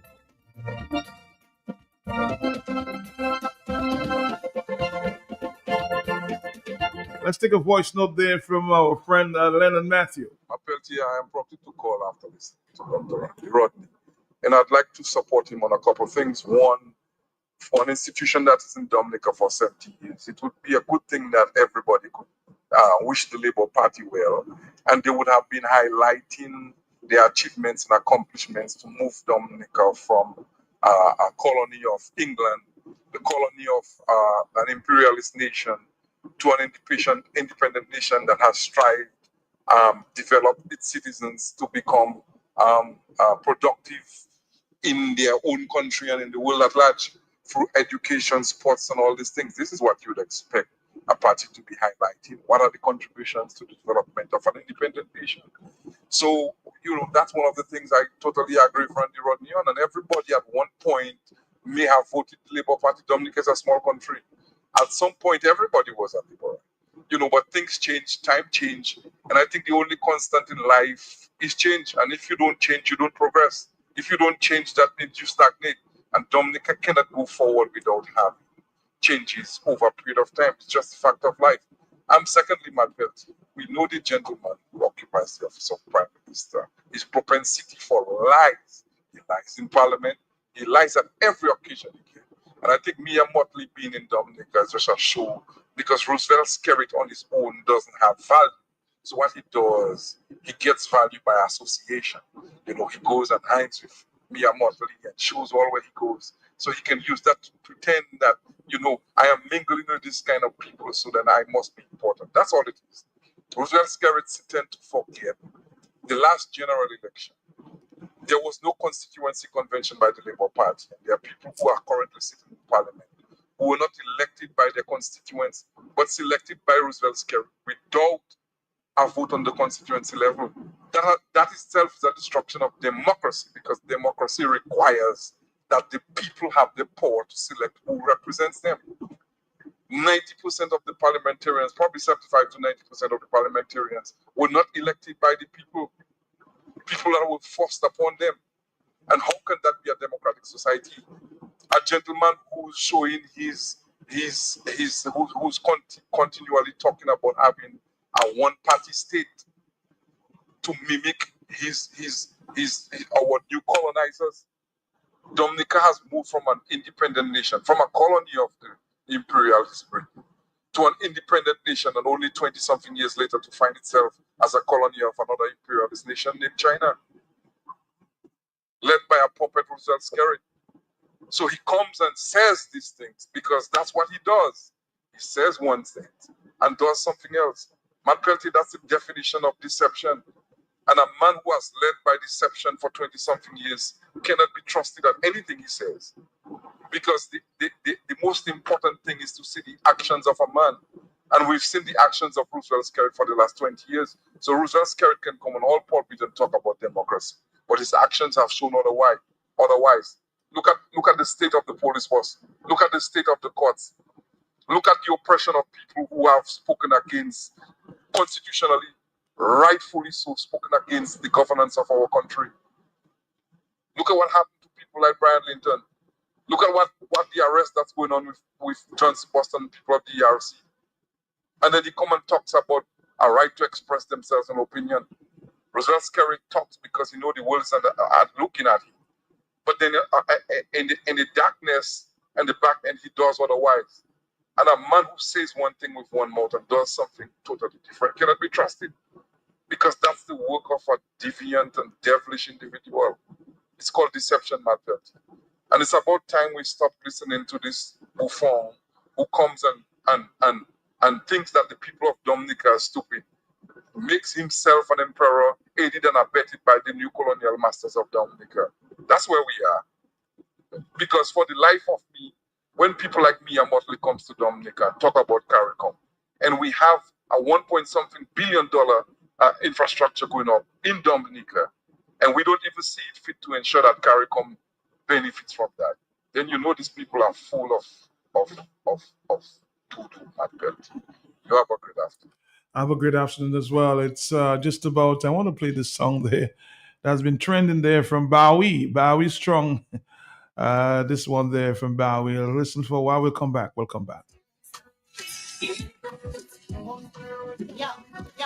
It's a country divided, not a devil split. This is a one man's land. So yeah, we so we know that we're strong. We fight for our rights when we know that you're wrong. Yo, forgotten by a so-called leader. Isn't it right? Prime Minister, independent, and it's a free state is the right of the people to demonstrate. And every time we do, you standing in your door, you're the cry of the people. This ain't no war. 20 years of battle, 20 years of greed, and 20 years of not growing. Your set is free. 20 years of lies, 20 years of pain, 20 years of thinking that ain't doing but it ain't. What is our export? What do we produce? What putting everything in place for the use? I got so many questions. Are we ever really gonna get some true answers? Yo, are we wrong? No, we bow, we strong. Bow, we strong. They not like us. Yo, bow, we strong. Bow, we strong.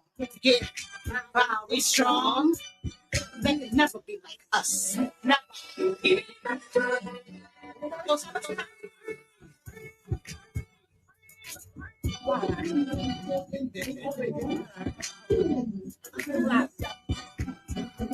Bowie Strong, boy.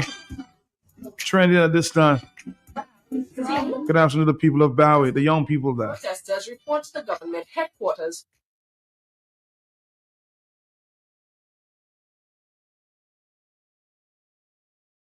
All right, Dominic, we're back. 449-309-596 and 97. Are you there? Yes? Hello? Good afternoon, Matt. How you doing, bro? How you doing? I'm there, Matt. Okay. I'm cool. You know, in this Dominica that we're living in, a lot of times you have to be cool, because if you're not cool, trust me, you will lose your screws. Matt, I listened to me and Mottley. I listened to the gentleman a while ago. Matt, I listened to them talking about how many years of our independence and all this talk. And I'm telling you, Matt, I am so disappointed in me and Mottley. I am disappointed in the government. And most of all, I am most disappointed in Dominican people. And I'll tell you why I'm saying that, Matt. Matt, we say we are independent. Our independence is only on a piece of paper. But we still don't have the freedom financially. Matt, when you sit back and you hear me and Mottley talking, isn't she the head of CARICOM right now? Mm-hmm. Matt? Yes, he is. Right. So, Matt, why are we in Dominica struggling to sell our agricultural produce? Why can't we not plant our food and sell to the same Caribbean islands that she's the head of? You understand me? Matt, it is so ridiculous that I can listen to this lady speak when she is the beneficiary of Ross University. You understand me? Matt, it is unbelievable, Dominican people. Right now, you have the African people right now, believing in one leader that is trying his best to build factories, to help the agricultural sector move on, to be independent. And we have a meeting of that caliber of 20-something years in existence, and we cannot talk about the factories and how our people are working. We talk about homes that we build, and the homes that we build, yes, some of us, or maybe a lot of us, might be grateful for them, but did it make their lives better? Better in a sense where, Matt, you have a home, you have a certificate of title, your son goes to the court, and you need a document to go and bail him from court. Now you have that document to bail him. Now you're independent. You don't have that development in you as a Dominican, Matt. Matt, when I sit back here and I see they're talking about resilience, what are we resilient for nobody? If another Maria come, we back down to zero.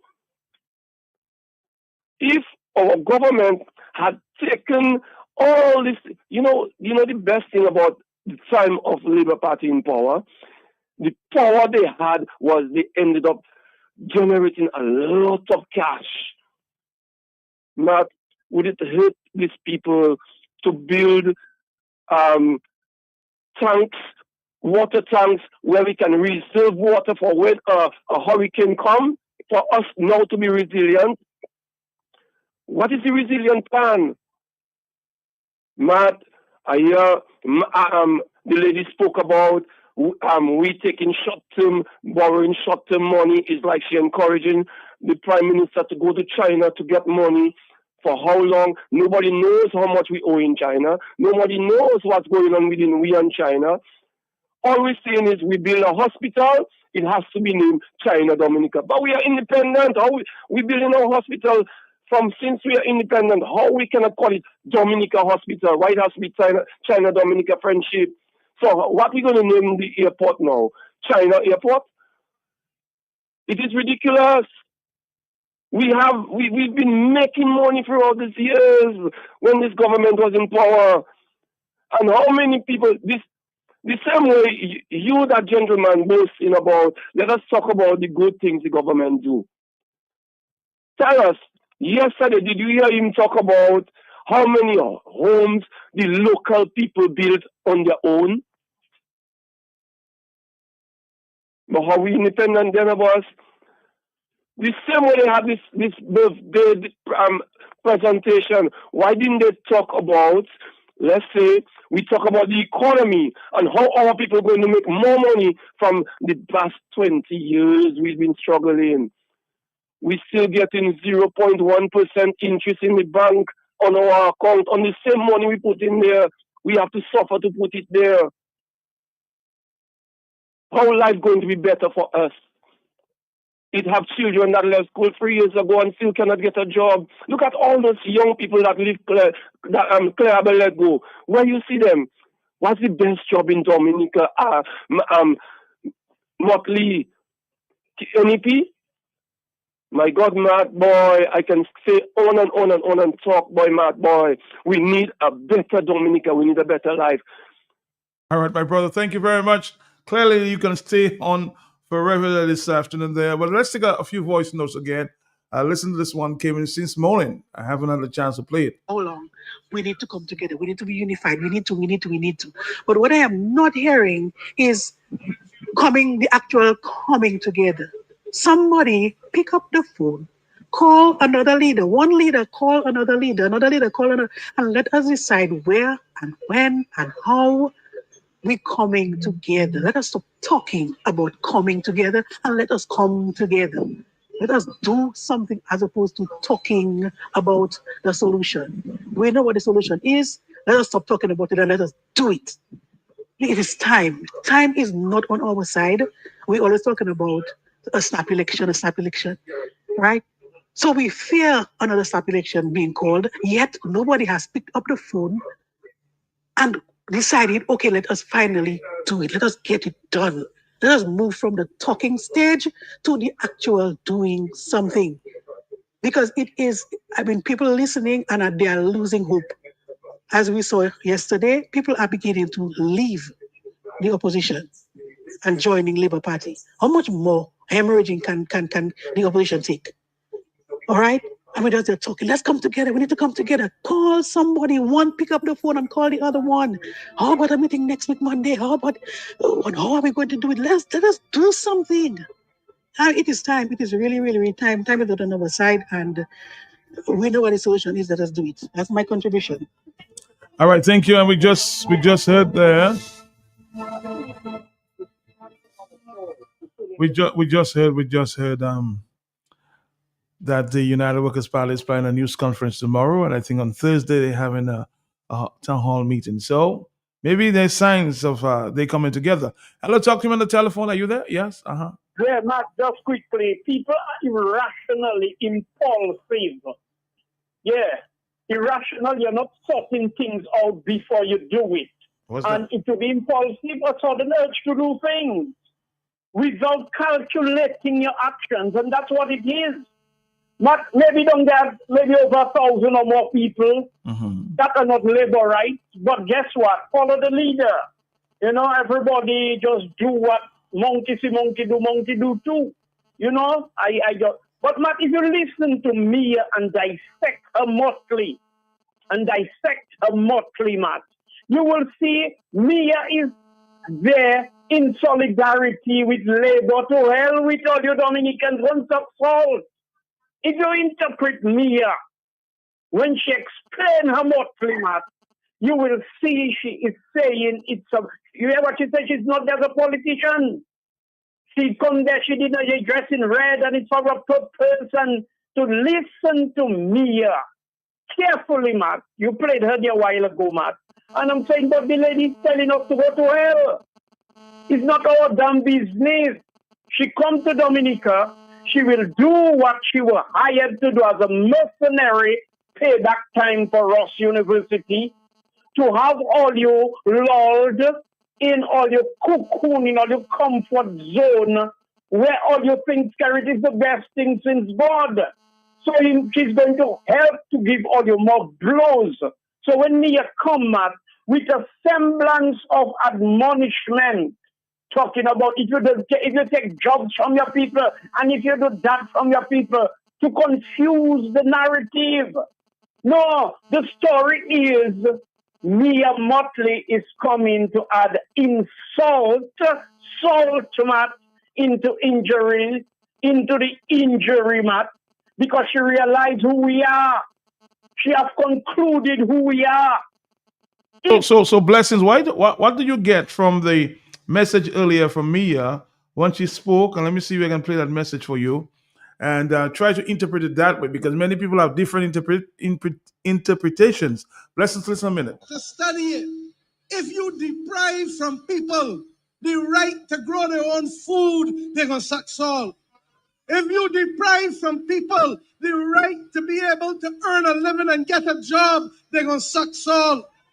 And if you take food from people and you take jobs from people, and you take hope from people, you effectively destroy the area in which the people are living. What's your interpretation, Blessings? I just told you, man. That is the reverse. You're saying that's sarcastic and you're saying that's reverse psychology? Yes, because what she said aftermath and before would tell you she don't give a damn about who make who suck salt, who take job from people, who do what, all what she's saying there. She's confused. And for the people, she don't have to confuse them, man. Everything before the sentence finish. What you're hearing, man? But again, Blessings, other people are not, that they may be hearing and not listening. But you said it a while ago. Not remember when Spirit in Because based on what I'm hearing, Blessings, to follow your conversation, let me allow you to hear just what Dr. Thompson Fontaine interpreted. And of course, this is a trained economist. Listen to that. Listen to that. They say your true friends are the ones who tell you the truth. Mia Mottley visited Dominica and had this important message for her friend. If you deprive some people the right to be able to earn a living and get a job, they're going to suck salt. And if you take food from people, and you take jobs from people, and you take hope from people, you effectively destroy the area in which the people are living. And Thompson Fontaine, political leader of the United Workers' Party, and I approve this message. You see a different interpretation, Blessings? Listen to me, Matt. Do you know you can be allergic to peanut? It can send you to hospital if it's in a shake or in anything, and I can eat peanuts at any time, Matt. I'm just saying there's different people, different interpretations. So I don't think... Interpretation, it's not about right and wrong. Based on his context as a politician, and he can use it, Matt. No, there is no bad publicity. So if Thompson can ride on it as a politician, I am telling you, from my perspective, that was pure reverse psychology to abuse and unsuspecting people, still telling them about sucking salt. Matt Mia is playing a perfect game, but she's just a green in the green grass. But you know what I have Matt spraying? Roundup. And I spray Mia Mottley. All right, caller. Thank you very much. Again, interpretation. Helen, talk to me. Yes. Yeah, good afternoon. I want to add my voice to the conversation. Go ahead, my brother. Go ahead. I want to say Mottley did an excellent job. It's just a matter of who have ears to hear, let them hear. You understand? Because she said a lot of stuff. It's just a matter of people understanding what she said and what she was saying and look into it and get the message. You understand me? And at the end by saying, like, it takes a good leader. It takes a good leader to figure it out. You understand? Because she outlined everything we are suffering with, everything that has happened to us. For example, there's a guy that had a plot, a land in Wesley, well cultivated, just about to be harvested. And what happened? What happened to that plot of land that was well cultivated with planting? I think it was bulldozed, from what I gathered. Exactly. So she gave the message. People just have to look into it and see what she was saying, because with all the fire she got prior to she coming, I think she listened to what was saying in Dominica and what was being said, and she even reached as far as saying she's not here to interfere into our internal politics and yes, whatever. that's true. You understand? So it's just a matter of listening. And if you notice, she went all over the world. She went all over the world because she didn't want to deal with our domestic affairs. True. You understand? So, and again, in terms of she taking Ross, whether she took Ross or not, it's like a man and his friend. They are good friends, you understand? And he has his girl, and treating his girl good. And then his good friend end up with the girl. Sometimes they never had no prior interference or fear. But because she figured out Mr. might be a better deal for her, she goes with him. So, figure it out. Thank you. Thank you. Great interpretation there.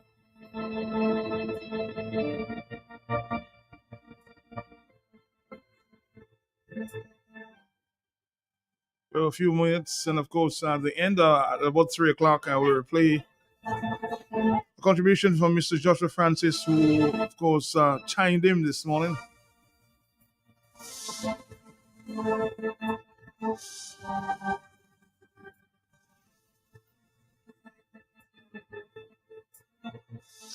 Boy, English language. Boy, me, I just go and ridicule our Prime Minister there, boy. Literally. Because remember, if I have a plantation or I have a business, and every Wednesday or whatever day, I make it a point of it, just give people money, give them food, give them this, give them clothes, give them that. That means I'm not empowering them to be independent. You understand? I'm not making them take up a level of responsibility for themselves. And she just come and blow it out in the Prime Minister's face. My brother, stop certain things you do. Do things to create employment so people will be independent. They will be able to take a loan and build their own house and and pay their own bills, and they want to come and ask you for money and for this and for that. That is just saying there, boy. That is what the lady is saying to boy. English not that difficult now. Way, boy.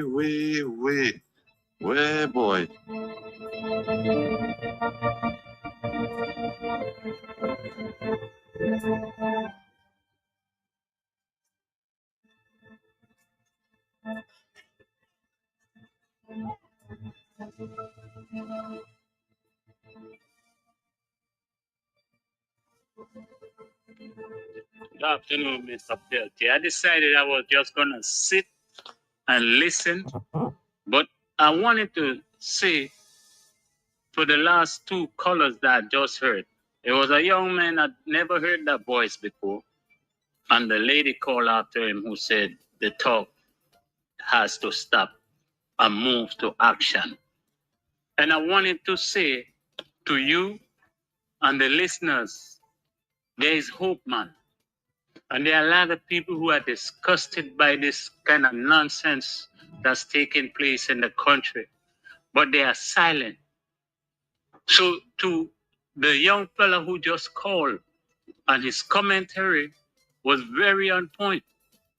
We preaching and talk about independence, but we still act like people who are dependent. He made the reference to Dominica China Hospital, and you are independent nation. I'm just saying all that so you could recognize that color that I'm talking about. I just wanted to commend the young man for speaking up, and he should encourage more of his peers. And I know there are a lot of people who are listening a whole lot more, who are not happy with the trajectory of the country with all this garbage that I heard over the weekend with Mayor Mottley and Roosevelt Skerritt. And one person said it best. I think it was Lennon. Roosevelt Skerritt is a two-headed snake. He speaks with a forked tongue. All he does is deceive, and distract. And what he's trying to do, put on a face of unity, nation building, all the same, everything that you heard on the podium this weekend, all what you played there all morning long is garbage. If I was a clean up man, I'd take it out, put it in a trash bag and put it in the dump. Because what they were doing was pastoring for people. The people, they were drunk and stupid, listening to that and blowing their horn and clapping and whatnot. Nothing of substance, nothing that hasn't heard before. Is nothing new. It's the same old trick that's being played on the people again until the people wake up and come to their senses.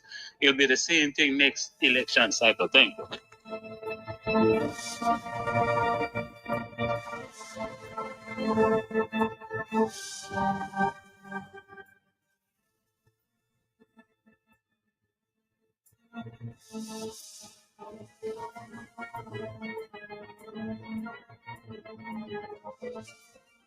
It's 3 o'clock.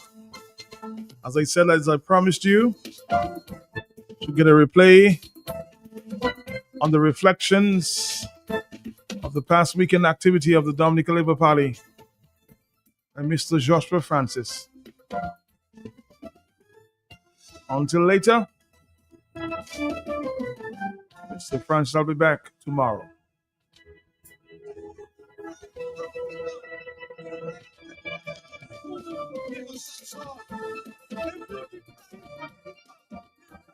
Get a job, they're going to suck salt. And if you take food from people, and you take jobs from people, and you take hope from people, you effectively destroy the area in which the people are living.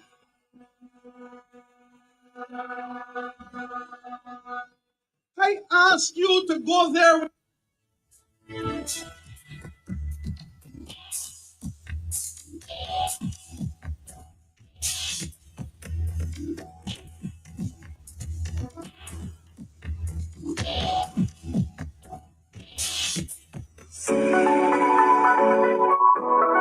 They say your true friends are the ones who tell you the truth.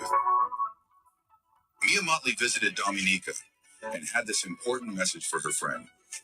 If you deprive some people the right to be able to earn a living and get a job, they're going to suck salt. And if you take food from people, and you take jobs from people, and you take hope from people, you effectively destroy the area in which the people are living. Thompson Fontaine, political leader of the United Workers' Party, and I approve this message. All right, Dominica, it's already 9:26 in the morning. On the telephone with me this time is Mr. Joshua Francis. We must always be positive that better days are ahead. Not you yourself, I hope you are doing well and you have had a good morning thus far. Good morning. Thus far. Well, Matt, like many other Dominicans, I paid keen interest in what was happening yesterday at Dublin. I did not listen to every speech, but I listened to some speeches, one of which would be that of the Honorable Prime Minister of Barbados, Mia Mottley. But I do want to comment, particularly in respect to the clip which you have played repeatedly this morning on your program. And I would say that I can sum up what Mia Mottley would have said to the people at Dublin yesterday by saying that she spoke about dependence, creating a nation of dependence, because when she stated that we should be mindful of persons who take jobs, the government who take jobs, basically she's saying that governments can disempower a people and disempower a nation and make a nation dependent. And that's what we're experiencing here in Dominica. If you go back and you listen to the speeches given at Dublin yesterday, you would note that there was a very common line. Government is doing this, government is doing that, government is providing social programs, providing NEP jobs, providing housing. Now, Matt, that is where the problem lies. And that is one of the reasons why Dominica has not enjoyed the glory that it is meant to enjoy. And until we change this government, unfortunately, we will not get to the promised land. A government that is visionary creates an enabling environment to empower its people, not to disempower them, not to make them dependent. Social programs were designed to provide for the weak and for those who cannot do better. But when you have a nation with able people, people with strong minds, people who are intelligent, people who have energy, and they cannot find a job, or if they do find a job, it's an underpaying job, and they are forced to resort to the refuge of the government, it says it all. Now, this government has not been able to focus on job creation, on creating an environment where the private sector can grow, creating an environment where we can have light industries, creating an environment where we can retain our young people, especially those who are talented. Hence the reason why we have so much brain drain, because this government has failed to create a Dominica where young people can realize their dreams. And even when the young people depart from our shores to further their studies, they do everything within their powers not to come back to Dominica because they feel they're coming back into an economic grave. So listening to Mottley, essentially, she was sending a message to us that this government has failed Dominicans. And it has. When we make a proper analysis of where we were, and I want to remind Dominicans, at one time, Dominica was the spectacle of the OECS. Economically, Dominica was ahead of St. Lucia, St. Kitts, St. Vincent, Grenada. In the 80s, we were producers. We exported agricultural produce. In 1999, Dominica recorded its highest export. Today, when you look at Dominica, you look at a Dominica where we are exporting our brains and exporting our birthright, selling our passports without any consideration of the long-term consequences or the far-reaching consequences of selling those passports. Again, this is a government that is myopic. This is a government that has failed to understand to grow a nation, to empower people. It needs to create a Dominica where we can produce, where we can export, where we can have light industries. But if we are to clinically break down the economic reality in Dominica, we can do so by looking at the rural places. Let's look at the rural places. We have had the demise of agriculture or a significant decline in the agricultural sector in most rural places in Dominica, if not all. And what has that caused? Depopulation, because economic activity has dropped in this place. The shops have suffered, restaurants have suffered. Young people are looking for better opportunities. They either leave the rural places to come closer to Roseau or in Roseau, and more so to leave the states. And that itself is a problem. And I understand that we're going to get a census report soon, and we will look at those numbers to see how the demographics in Dominica are changing for the negative. Why? Because this government has failed. But we have had disruption of traditional lives in those places as well. Again, this government does not have the vision. It does not understand that its decisions are having far-reaching consequences as far as the culture of Dominica is concerned. What is going to happen inside the combat? When we have these young people leaving, who's going to pick up the cultural skills, the ballet, the quadrille? Who's going to do it in time to come? The economic citizens? When we have the farmers leaving the land, who is going to replace them? So, Matt, essentially, the point that I want to make is, yesterday we listened to all those speeches. And one thing that is certain is that this government has exhausted every bit and piece of talent that it would have had to make Dominica a better place. And my concern coming out from this listenership of this meeting is, what's your major takeaway? I've been asking this morning, Joshua. What's your major takeaway from the meeting yesterday? Well, one of the things that touched me yesterday is that I got a call from certain persons indicating to me that there are a few diehard or persons that were diehard supporters of the opposition deflecting to the Dominica Labour Party. Okay. And immediately I thought of finance.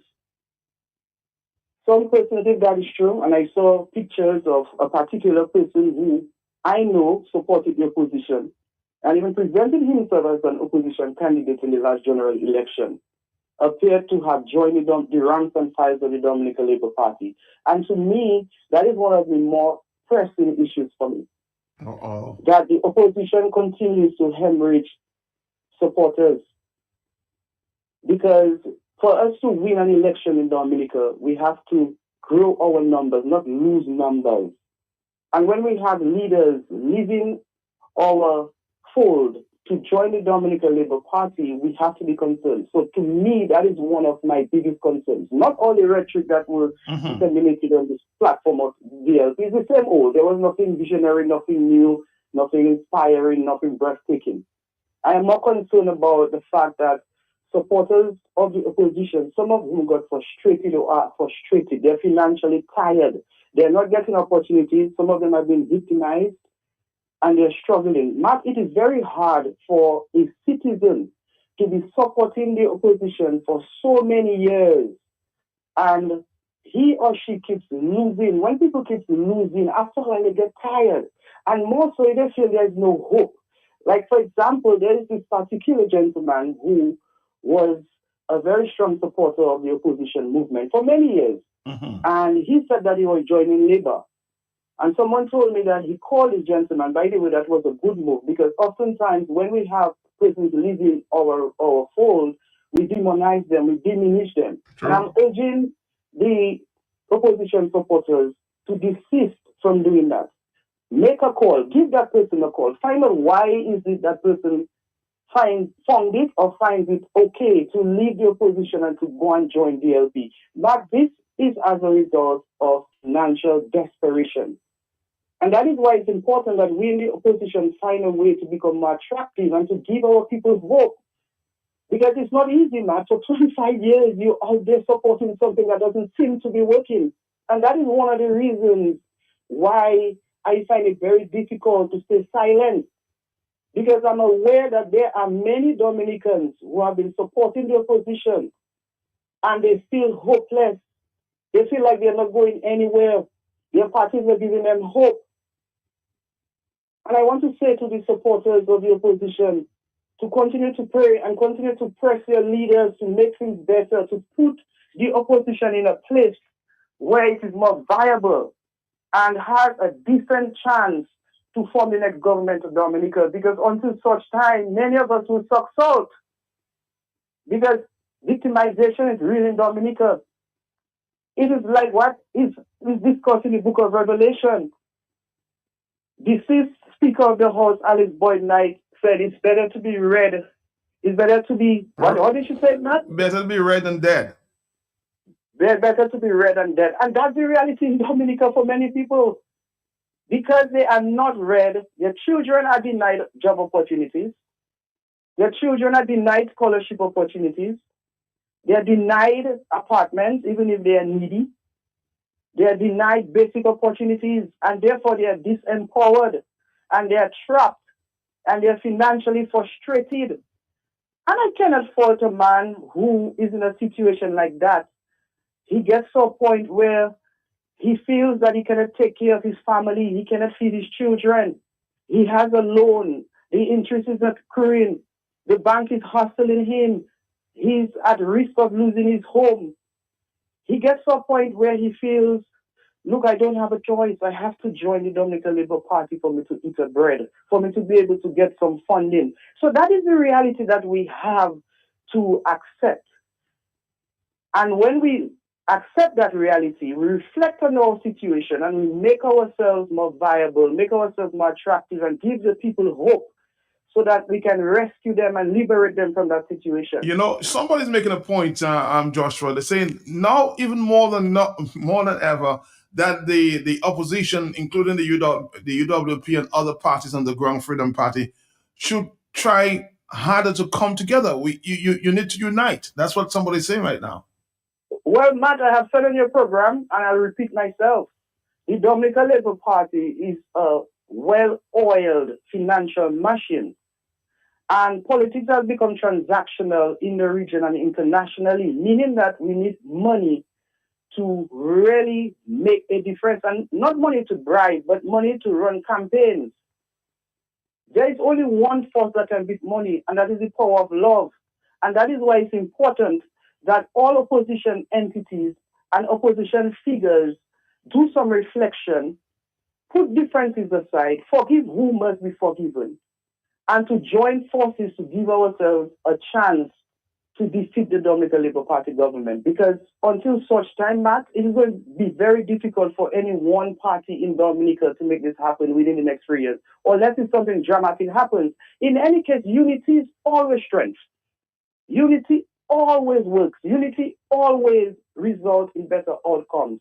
So I am an advocate for unity, but at the end, and that's one word that Mia used yesterday, maybe indirectly, but she stressed on unity. It's very important. Well, unity of opposition forces and unity of nation, because when I speak about unity, I want to see a more united Dominica. People who understand that it is okay to have a different view, a different ideology, a different philosophy, and yet be tolerant, to coexist, to live in harmony. So it is okay for someone to choose to be a liberal if he or she wants to be a liberal, but it's also okay for us to be able to speak with each other and to unite as one. But in terms of changing government, in terms of bringing a new Dominica, of realizing Dominica where every Dominican feels dignified and doesn't have to chase a politician and doesn't have to depend on a politician to get an apartment, we are going to need a change of government. And for that to happen at this juncture in Dominica, Every right-thinking opposition or politician must realize that it's not about himself or herself. It's about a greater nation, more so for the people who are suffering. But I am in this race because of these people. When I go to Bathurst State, when I go to Silver Lake, when I go to Portsmouth, when I go to Grand Bay, and I come across opposition supporters who lament that they have been supporting the opposition for all these years and they feel there is no hope. Some of them are telling me, well, I hope things get better. Why people can't unite? Why people can't come together? Joshua do this, Joshua do that. These are the people for whom I'm really standing. The oppressed, the people who are voiceless, the people who are struggling, the people who find it very hard to survive in this little Dominica. Some of us have green cards. We can take a plane and leave. Some of us have relatives in Guadeloupe. We can go there. Some people have relatives in Antigua. But there are still many Dominicans without such options. And those are the people, particularly for who I'm fighting, because I know what it is to be poor. I know what it is to wake up in the morning not knowing how children are going to be fed. I know how it feels when one is in a rural place, whether it's Grand Bay or Kalinago territory, and there's no money to pay a bus driver to go to Roseau. So those are the people for whom I am fighting, and I'm asking all opposition politicians to do some reflection and to understand that after 25 years, the only chance that we have to defeat this Dominica Labour Party is to come together, put God first. Because we need divine power, Matt. And divine power doesn't mean that an angel has to drop from the sky and to anoint us. What it means is that we have to understand that this is a service we are giving, and service comes with sacrifice. It does not come with ego. It does not come with high mind. It comes with humility. If you say that you're going to serve people, you have to be humble and you have to be willing to forgive people and to work together with all those who are genuine in bringing change to Dominica. So I'm asking all the leaders of the different parties in the opposition to consider working together in the best interest of Dominica. And working together is not the sole objective here, is not just to change the government, but to bring substance and value to the debate in Dominica. So that even whilst we're in opposition, the government can take heed and better itself. Because if the government doesn't feel pressured by us in the opposition, it will not better things.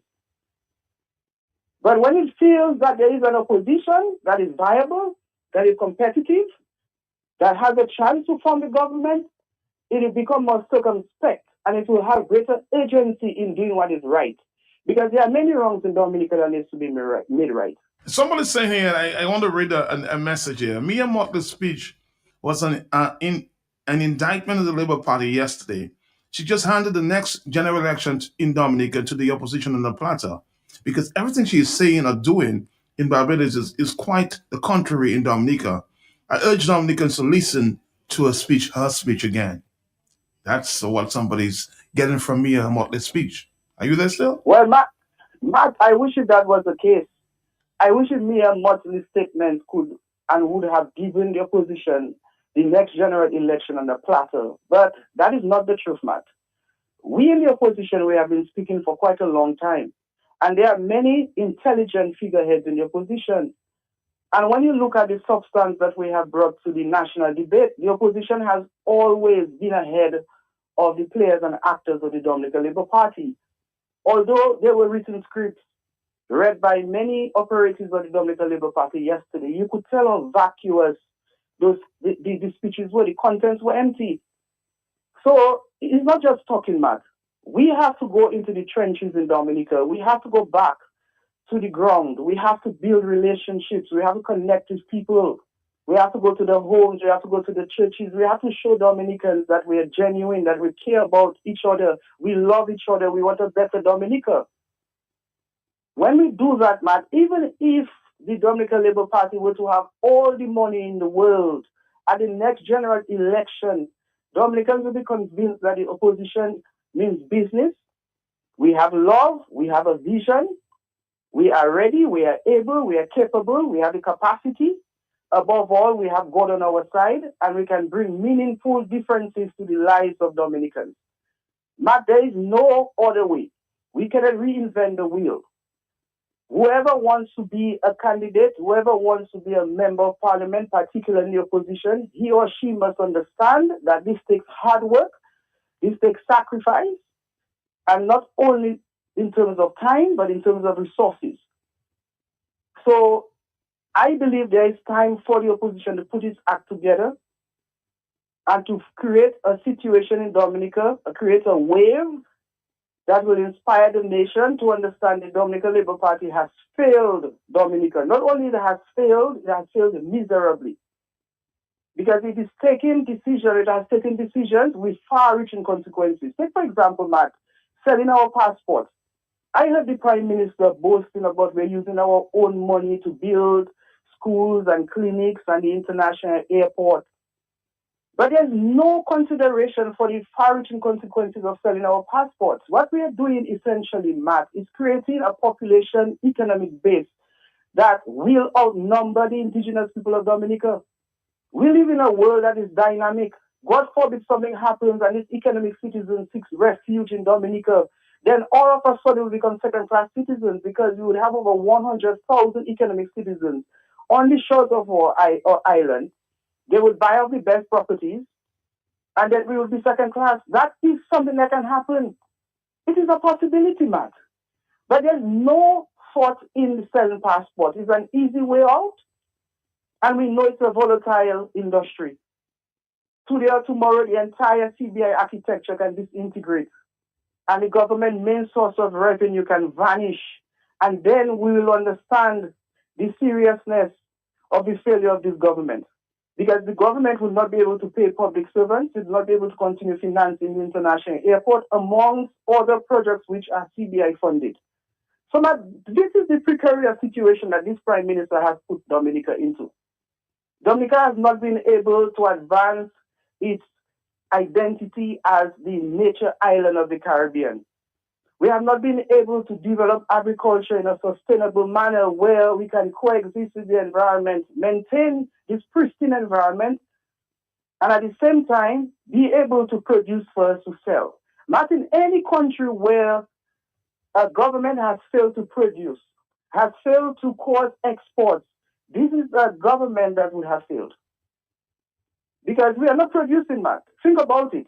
No, you mentioned earlier that it has become transactional, but somebody's saying, man, Joshua is very right because when Rosie Douglas won in 2000, he did not have money, more money than the UWP. It's just love and hard work, and you agree with that totally. Well, Matt, Matt, I know that is true, Matt. In 2014, when I contested as a UWP candidate in the Roseau constituency, I had a serious team with me, and we walked the grounds for 8 months. And within that 8 months, we did not discriminate. We spoke with every Roseau constituent who we came across, and that included labor rights. And at the polls, I had quite a number of labor rights persons who had never supported an opposition party in the past supporting Joshua Francis. And why did they do so? Because they fell in love with Joshua Francis. Any politician who makes time to go out there and to build relationships with his constituents, he will be rewarded handsomely at the polls. I experienced it, Matt. I remember there was a situation, a home, where there were 8 voters, a very large extended family, and those persons were labor rights. They said they had never supported the United Workers' Party. But I had been to their home as many as 8 times, at least 8 times during that 8 months. And on polling day, some of them failed to go and vote because they were in a dilemma. They felt, boy, Joshua is always at our home. Joshua is a nice guy. And I cannot see myself voting against Joshua, but at the same time, they had difficulties in not supporting the Dominican Labour Party, and therefore they abstained. And one told me that she spoiled her ballot. The others, I don't know where they put their vote. But the point I'm making is politics is in a democracy of a persuasion. And you persuade people not just by words. Not if it was just words that persuaded people, the opposition would have been in government already, because as I said earlier, we have intelligent people in the opposition. When we call your program, you can clearly tell that some, if not all, opposition figures have substance. They have ideas. And the nation hears those ideas. But the nation may feel, boy, I'm not prepared to follow that guy. He doesn't come at my home. That guy doesn't even attend funerals when a loved one passes. That guy doesn't go to the hospital when my child is sick. That man doesn't give me $1 when I don't have. When I'm hungry, I call on him. He cannot help me. But the opposition, in failure, concurrently, the Dominican Labour Party guys who are financially resourceful, they can provide $1. They may not do it out of love, and most of them are not doing it out of love. They're doing it out of financial and political convenience. They're trying to maintain this status quo to continue milking the cow. Because what we have seen over the years is that quite a number of DLP operatives have become richer. Bigger houses, more than they really need, while the ordinary and average Dominican have declined financially.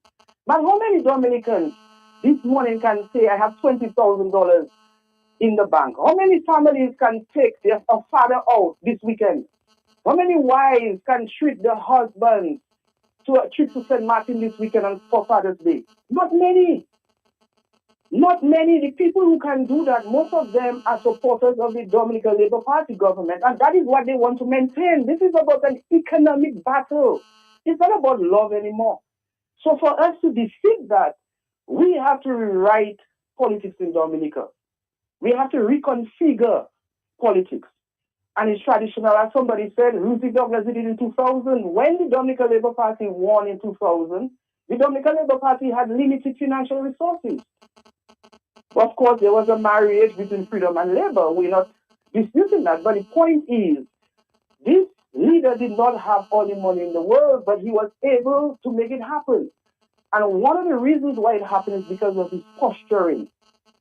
So at this hour, we can look at that playbook and to adopt some of his principles, adopt some of his philosophies, and put it into practice. Let us do the work. Let us come together. Let's have a discussion. Let us have a plan. Let us have a vision. Let us clinically assess the respective constituencies, see where we can win, and to get honest, genuine persons to represent the opposition in different constituencies and to do the work. And I have no doubt whether the election is called next year, if we start the work now, whether it is called in 2 years' time or in June of 2028, that the opposition can be successful. So, Matt, what happened yesterday in Dublin what is nothing new. The Labour Party is well within its democratic right to So you should not be intimidated by the crowds, the thousands that you saw in Dublin yesterday. Matt, absolutely not. A number of persons who went to Dublin yesterday basically went there to see war. Because this is what the Dominican Labour Party government has been riding on. Alcoholism and handouts. This is no longer a party of principles and values and substance. These are not the days when, as a young man, I was gravitating to a Dominican Labour Party meeting to hear visionaries like Ruthie Douglas desist. Those were not the days, or these are not the days when, as a young man, I wanted to listen to Dominican Labour Party speakers because I was going to learn something.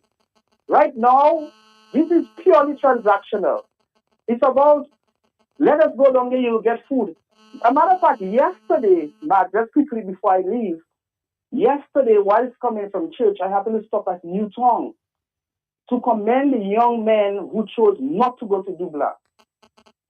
And in speaking to them, I learned that the Member of Parliament and her team for Roseau South had cooked a pilau and told the young men, let us go, you get food. There will be alcohol. Some persons were giving little money, whole $50, whole $100.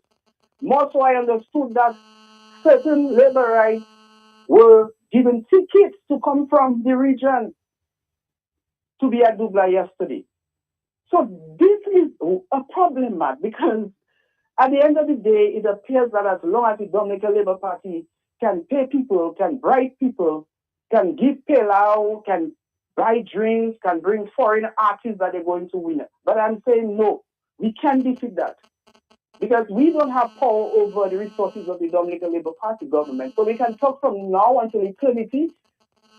That is outside our power. What we have power of is ourselves, our energy, our parties, and our movement. And it's within us and amongst us.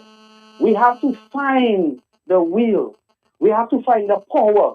We have to find the zeal, the enthusiasm, and the drive to defeat the Dominican Labour Party government at the polls next time around.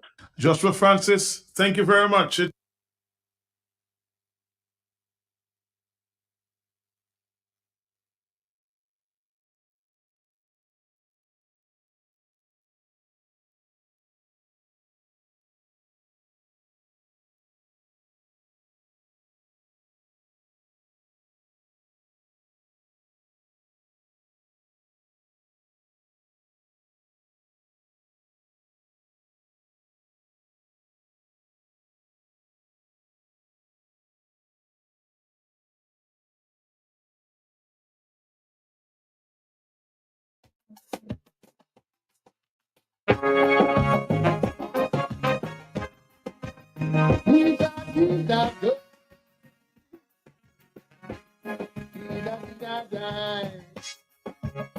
I tell you, this is the mighty moment. Listen up. A young girl brutality, pretending and love to breed. Society focus on the lifestyle and blame cheap washing the mind. In the meantime, the animal who did it runs free. I'm left to wonder, for who we really feel sorry. So I ask this question, why did we go wrong? What have we done? Have right become wrong? Why we reluctant to blame people for their actions? And we giving wrong people protection. We need to realize the helping in society, demise it, that it used to be.